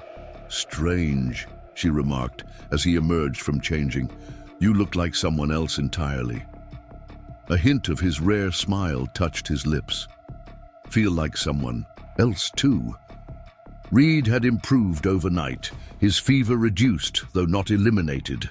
He regained consciousness for longer periods, lucid enough to participate in their planning discussions. Gates' proposed route would take them south through less traveled terrain, eventually connecting with a stage road that could bring them to a rail line if they could secure passage. "And then what?" Sarah asked as they gathered around, hand-drawn, maps at the kitchen table. "Where do we go that Blackwood won't eventually find us?" "West," Reed suggested weakly from his sickbed. "California, Oregon, Washington Territory. Somewhere he has no authority. Or east," Kate countered. "Cities where you can disappear. Chicago, New York, Boston. Places with enough foreigners that different faces don't draw attention." Takoda remained silent during this exchange, his discomfort with both options evident in his posture. Either direction meant further separation from his people, from the lands he knew, from the ways that defined him. Sarah noticed his reservation. "What do you think, Takoda?" He considered the question carefully before answering. "Must go where hope can be safe, where we all can live without fear." A pause significant in its weight. "Where that is, I do not know." The uncertainty hung in the air between them, 4 displaced souls, seeking refuge in a country that seemed increasingly devoid of safe harbors. Their immediate goal was clear: evade Blackwood long enough to return for hope. Beyond that, the Future remained as obscured as the horizon during a blizzard. Their planning was interrupted by the distant sound of approaching horses, multiple riders moving at speed toward the cabin. Kate was at the window instantly, her face draining of color as she registered what was approaching. "Soldiers," she reported grimly. "6 of them, Blackwood leading." The blood in Sarah's veins turned to ice, so close to discovery, to capture, to the destruction of everything they had fought to preserve. Her eyes met Dakota's across the room, finding in his steady gaze not resignation, but determination. Whatever came next, they would face it together. Kate was already moving with decisive purpose, gathering Reed's belongings and shoving them out of sight. "Get to the cellar," she ordered, lifting a trapdoor hidden beneath a woven rug. "Quickly, all of you." "They'll search the house," Sarah protested. "Let them try," Kate replied, a steely edge entering her voice. "This isn't my first encounter with Blackwood's kind. I know how to handle soldiers." Reed attempted to rise from his bed, clearly intending to join them in hiding. But Kate pushed him firmly back down. "Not you. Too risky to move with that wound. You're my patient, a trapper gored by a buffalo. Say nothing. Let me handle the questions." The approaching riders had reached the yard, hooves thundering to a halt, voices calling out with military precision. Kate ushered Sarah and Dakota toward the open trapdoor, her expression brooking no argument. "Whatever you hear, whatever happens, stay hidden until I come for you," she instructed urgently. "Understand? No matter what." Sarah nodded, throat too tight for words, and descended the narrow ladder into darkness. Dakota followed, pulling the trapdoor closed above them, just as boots sounded on the cabin's front porch. The cellar was small, earthen-walled, and lined with shelves of preserved foods and household supplies. No windows offered light or glimpse of the world above, but the rough-hewn floorboards allowed fragments of conversation to filter through. "Looking for fugitives," a male voice was saying, its cultured accent incongruous against the harsh undertones of command. Blackwood, presumably. "A deserter, a woman, and a Sioux savage." "Haven't seen anyone matching that description," Kate's voice replied, smooth and untroubled. "Been alone since my husband passed, save for occasional patients." "And who might this be?" Blackwood's voice took on a sharper edge. A pause, then Kate again. "Trapper named Wilson. Buffalo gored him 3 days back. Found him half dead on my doorstep." "Interesting timing," Blackwood observed coldly. "Mind if my men take a look around?" "This is private property, Colonel. Do you have a warrant?" "Warrants are for civilized territories, Mrs. Wright. Out here, military necessity supersedes such niceties." Footsteps moved overhead, spreading throughout the cabin as soldiers began their search. Sarah pressed herself against Dakota in the confined space, feeling his tension in the rigid set of his shoulders. If they were discovered here, there would be no escape, only a last futile resistance that would likely claim Kate's life alongside their own. The minutes stretched endlessly as the search continued, punctuated by the sounds of furniture being moved, cupboards opened, rooms methodically cleared. At one point, heavy footsteps passed directly overhead, pausing just above their hiding place. Sarah held her breath, expecting at any moment to see the trapdoor thrown open, revealing their sanctuary. Instead, the footsteps moved on, and Blackwood's voice resumed its interrogation of Kate. "Your reputation precedes you, Mrs. Wright," Blackwood continued, his voice carrying an undercurrent of threat. "A woman who harbors sympathies for the wrong sort." "My sympathies are my own affair," Kate replied evenly, "as was my husband's medical practice. A practice that ended rather abruptly, as I recall." The silence that followed held more emotion than any verbal response could have conveyed. When Kate spoke again, her voice remained steady, though tighter than before. "Is there something specific you're looking for, Colonel? Or are you simply here to remind me of my loss?" Heavy footsteps approached, Blackwood moving closer to Kate, Sarah imagined. Information, Mrs. Wright.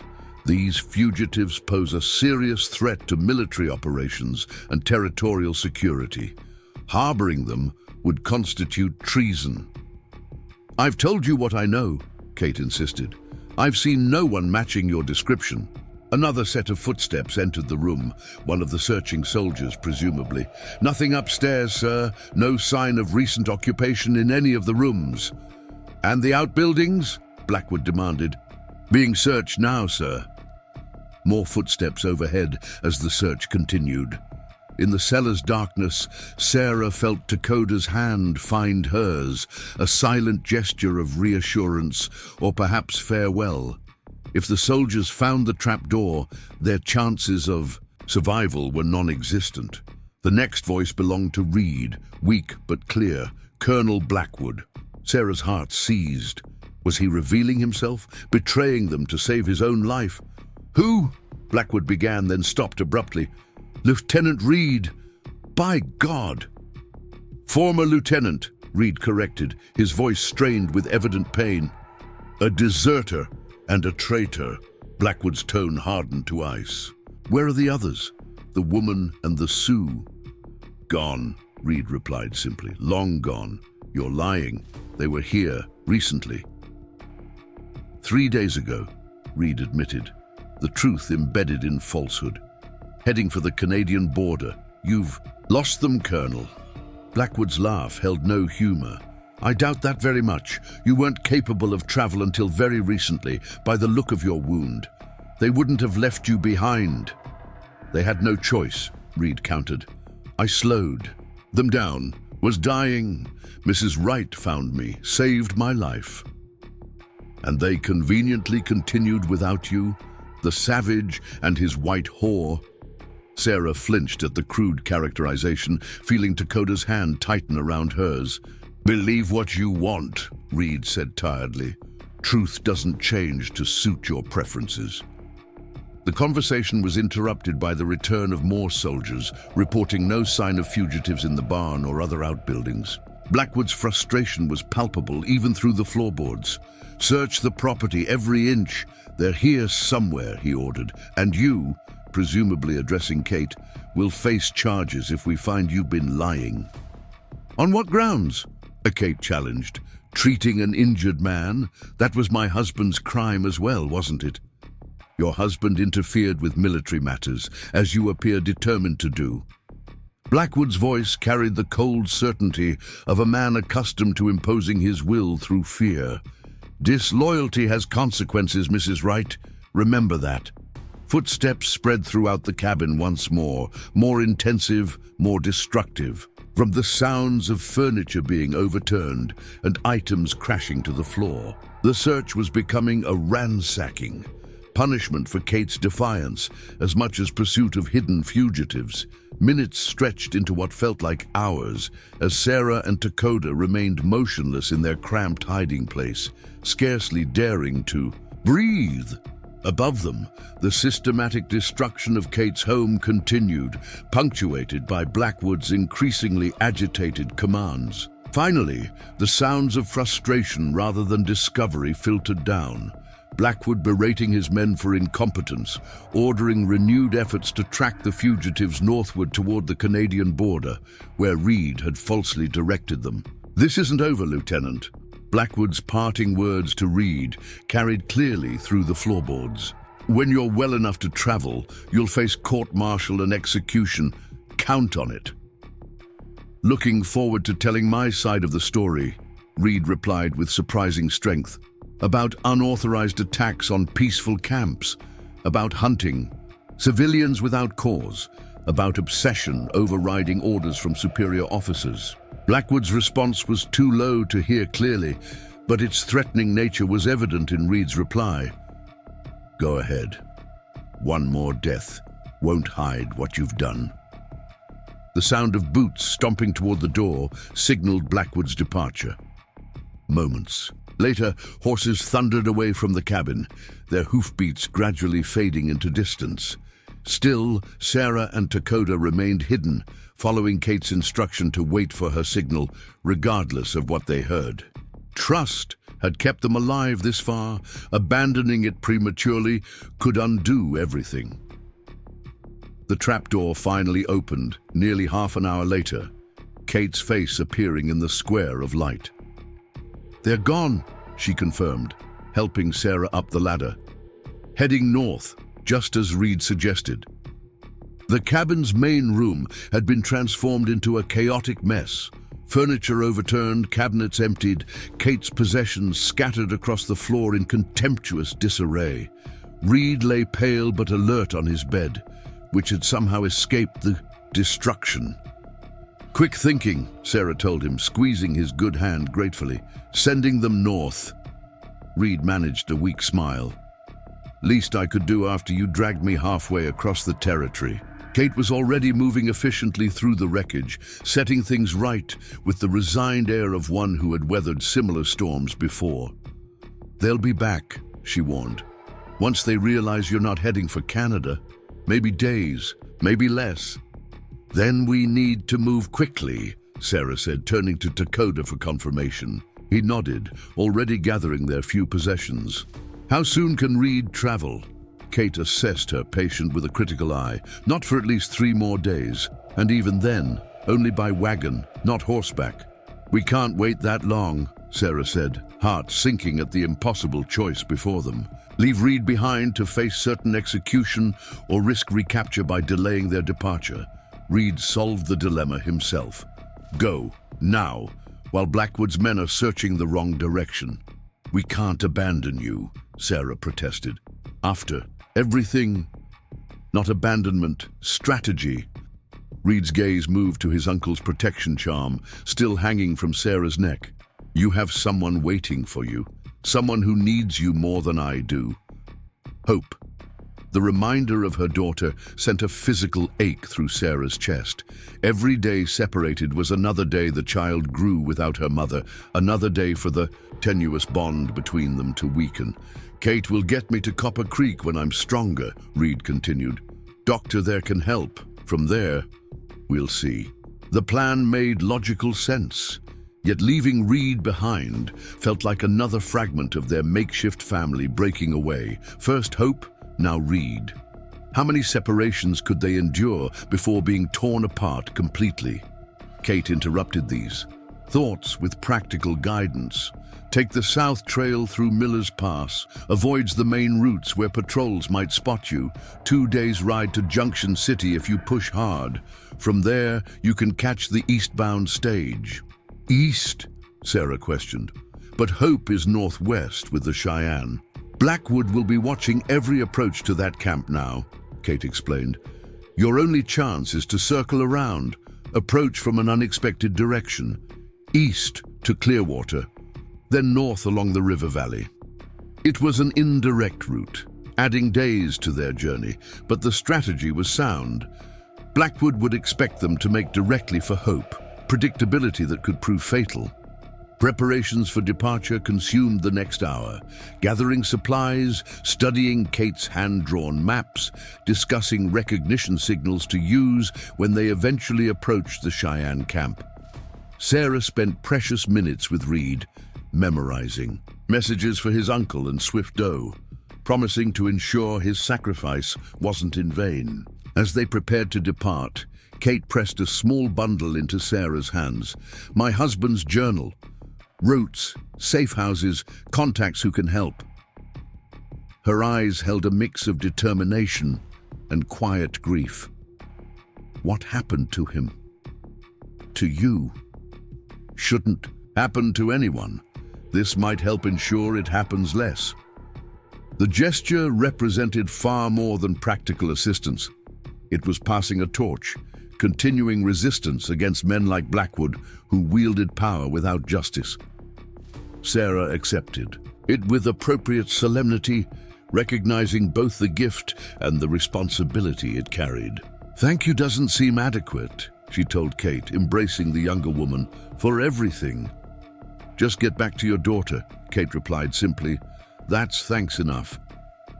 They left at dusk, riding southeast as Kate had advised, away from their ultimate destination.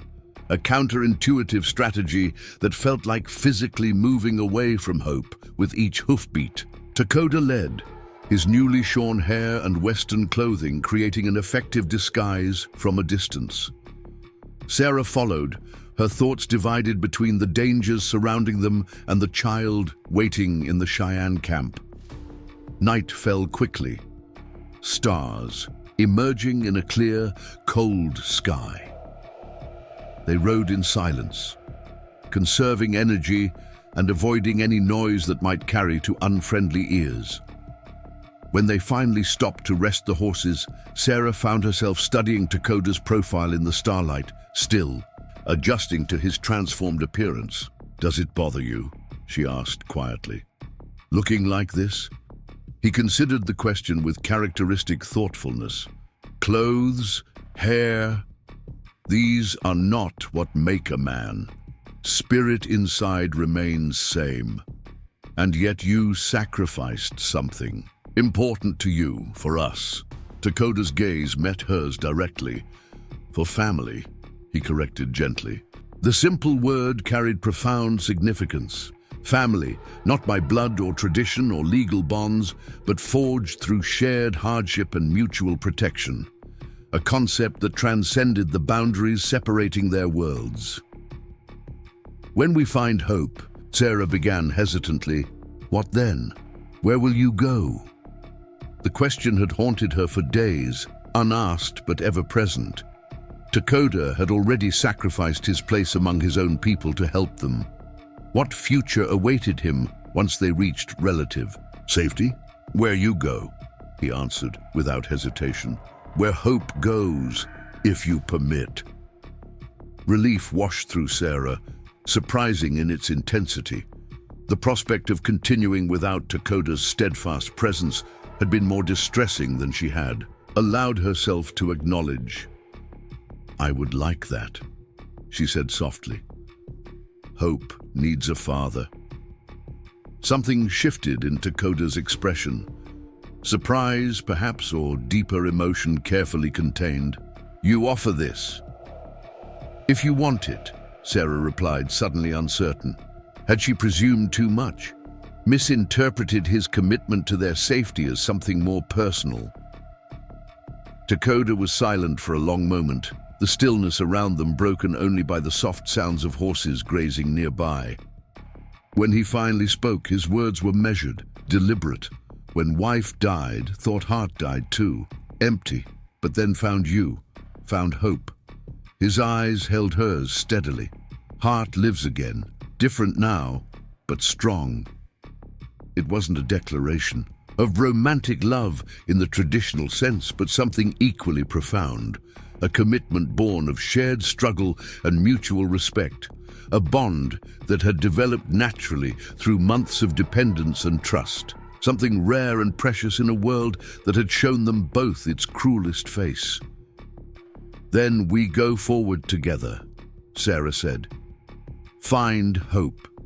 Build something new." Dakota nodded, the gesture sealing an unspoken covenant between them. Whatever the future held, further danger from Blackwood, the challenges of creating a life together, the inevitable complexities of bridging their different worlds, they would face it as a unit, stronger together than apart. They reached Junction City 2 days later, having encountered no patrols or pursuit. The small settlement offered little beyond a general store, livery stable, and way station for the eastbound stage. Civilization at its most rudimentary, but a crucial waypoint in their journey. Using funds Kate had provided, they secured passage. On the next coach, scheduled to depart the following morning, the stage arrived carrying news that simultaneously relieved and alarmed them. Colonel Blackwood had been recalled to Fort Laramie by direct order from his superiors in Washington.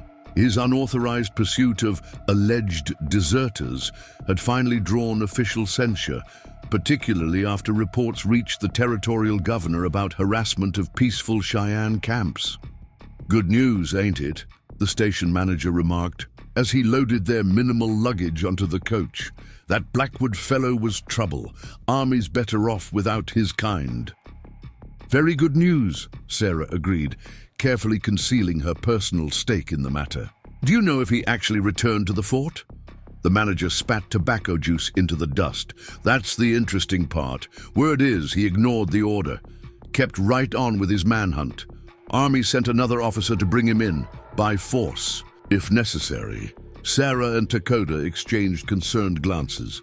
A Blackwood, unconstrained even by military authority, represented an unpredictable danger, perhaps more dangerous than before. The eastbound journey proceeded without incident, stage stations blurring together as they traveled farther from the territories where Blackwood held influence.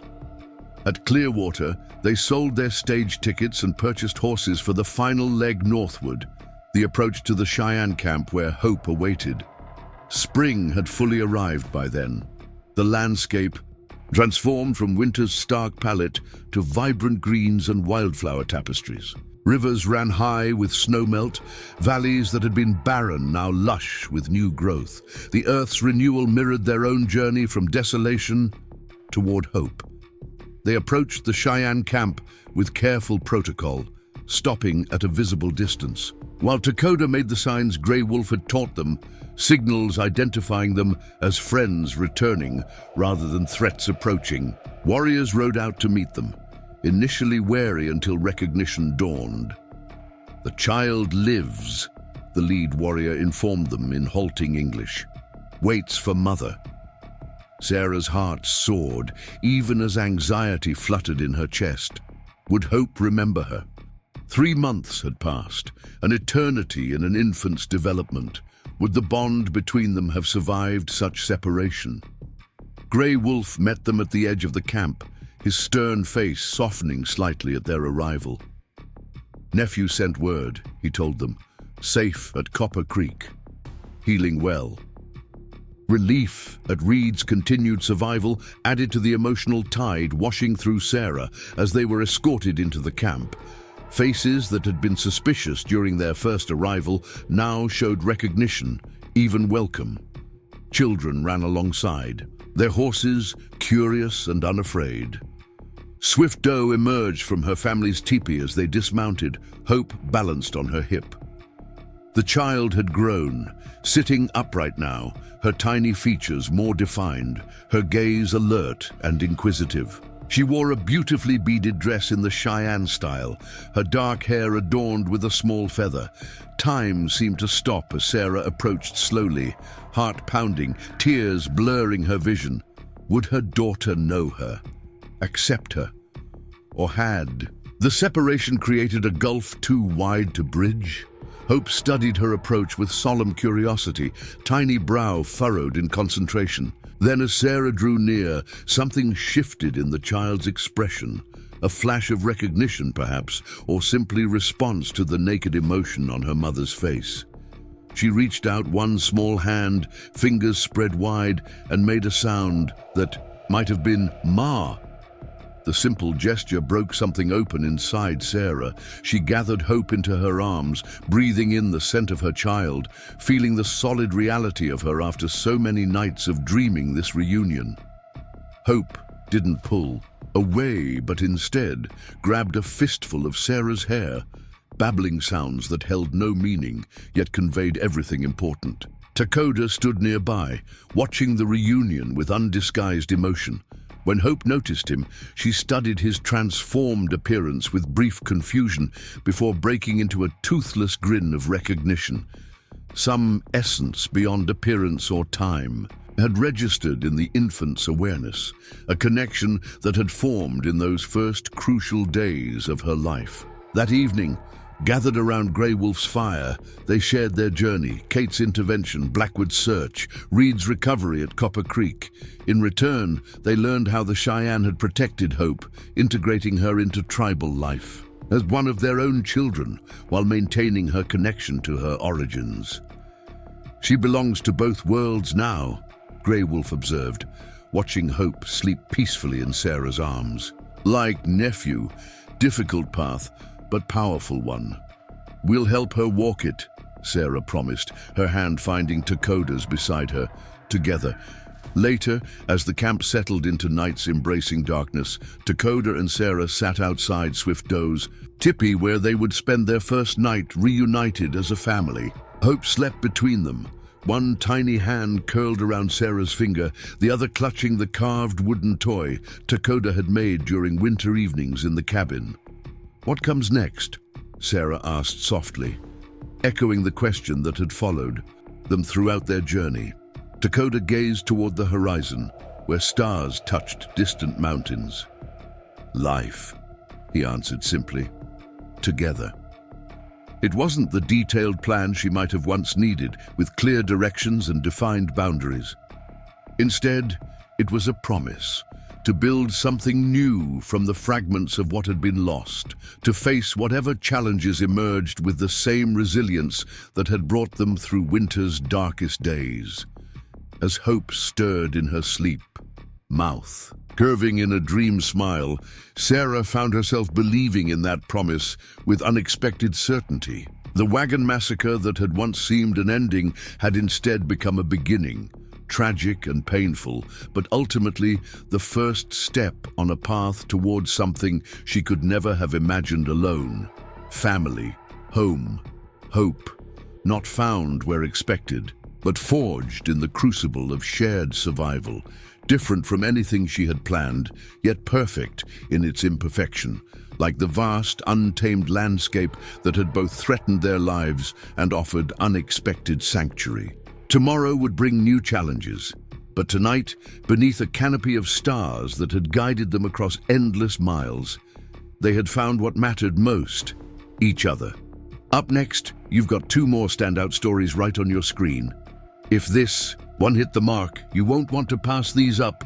Just click and check them out.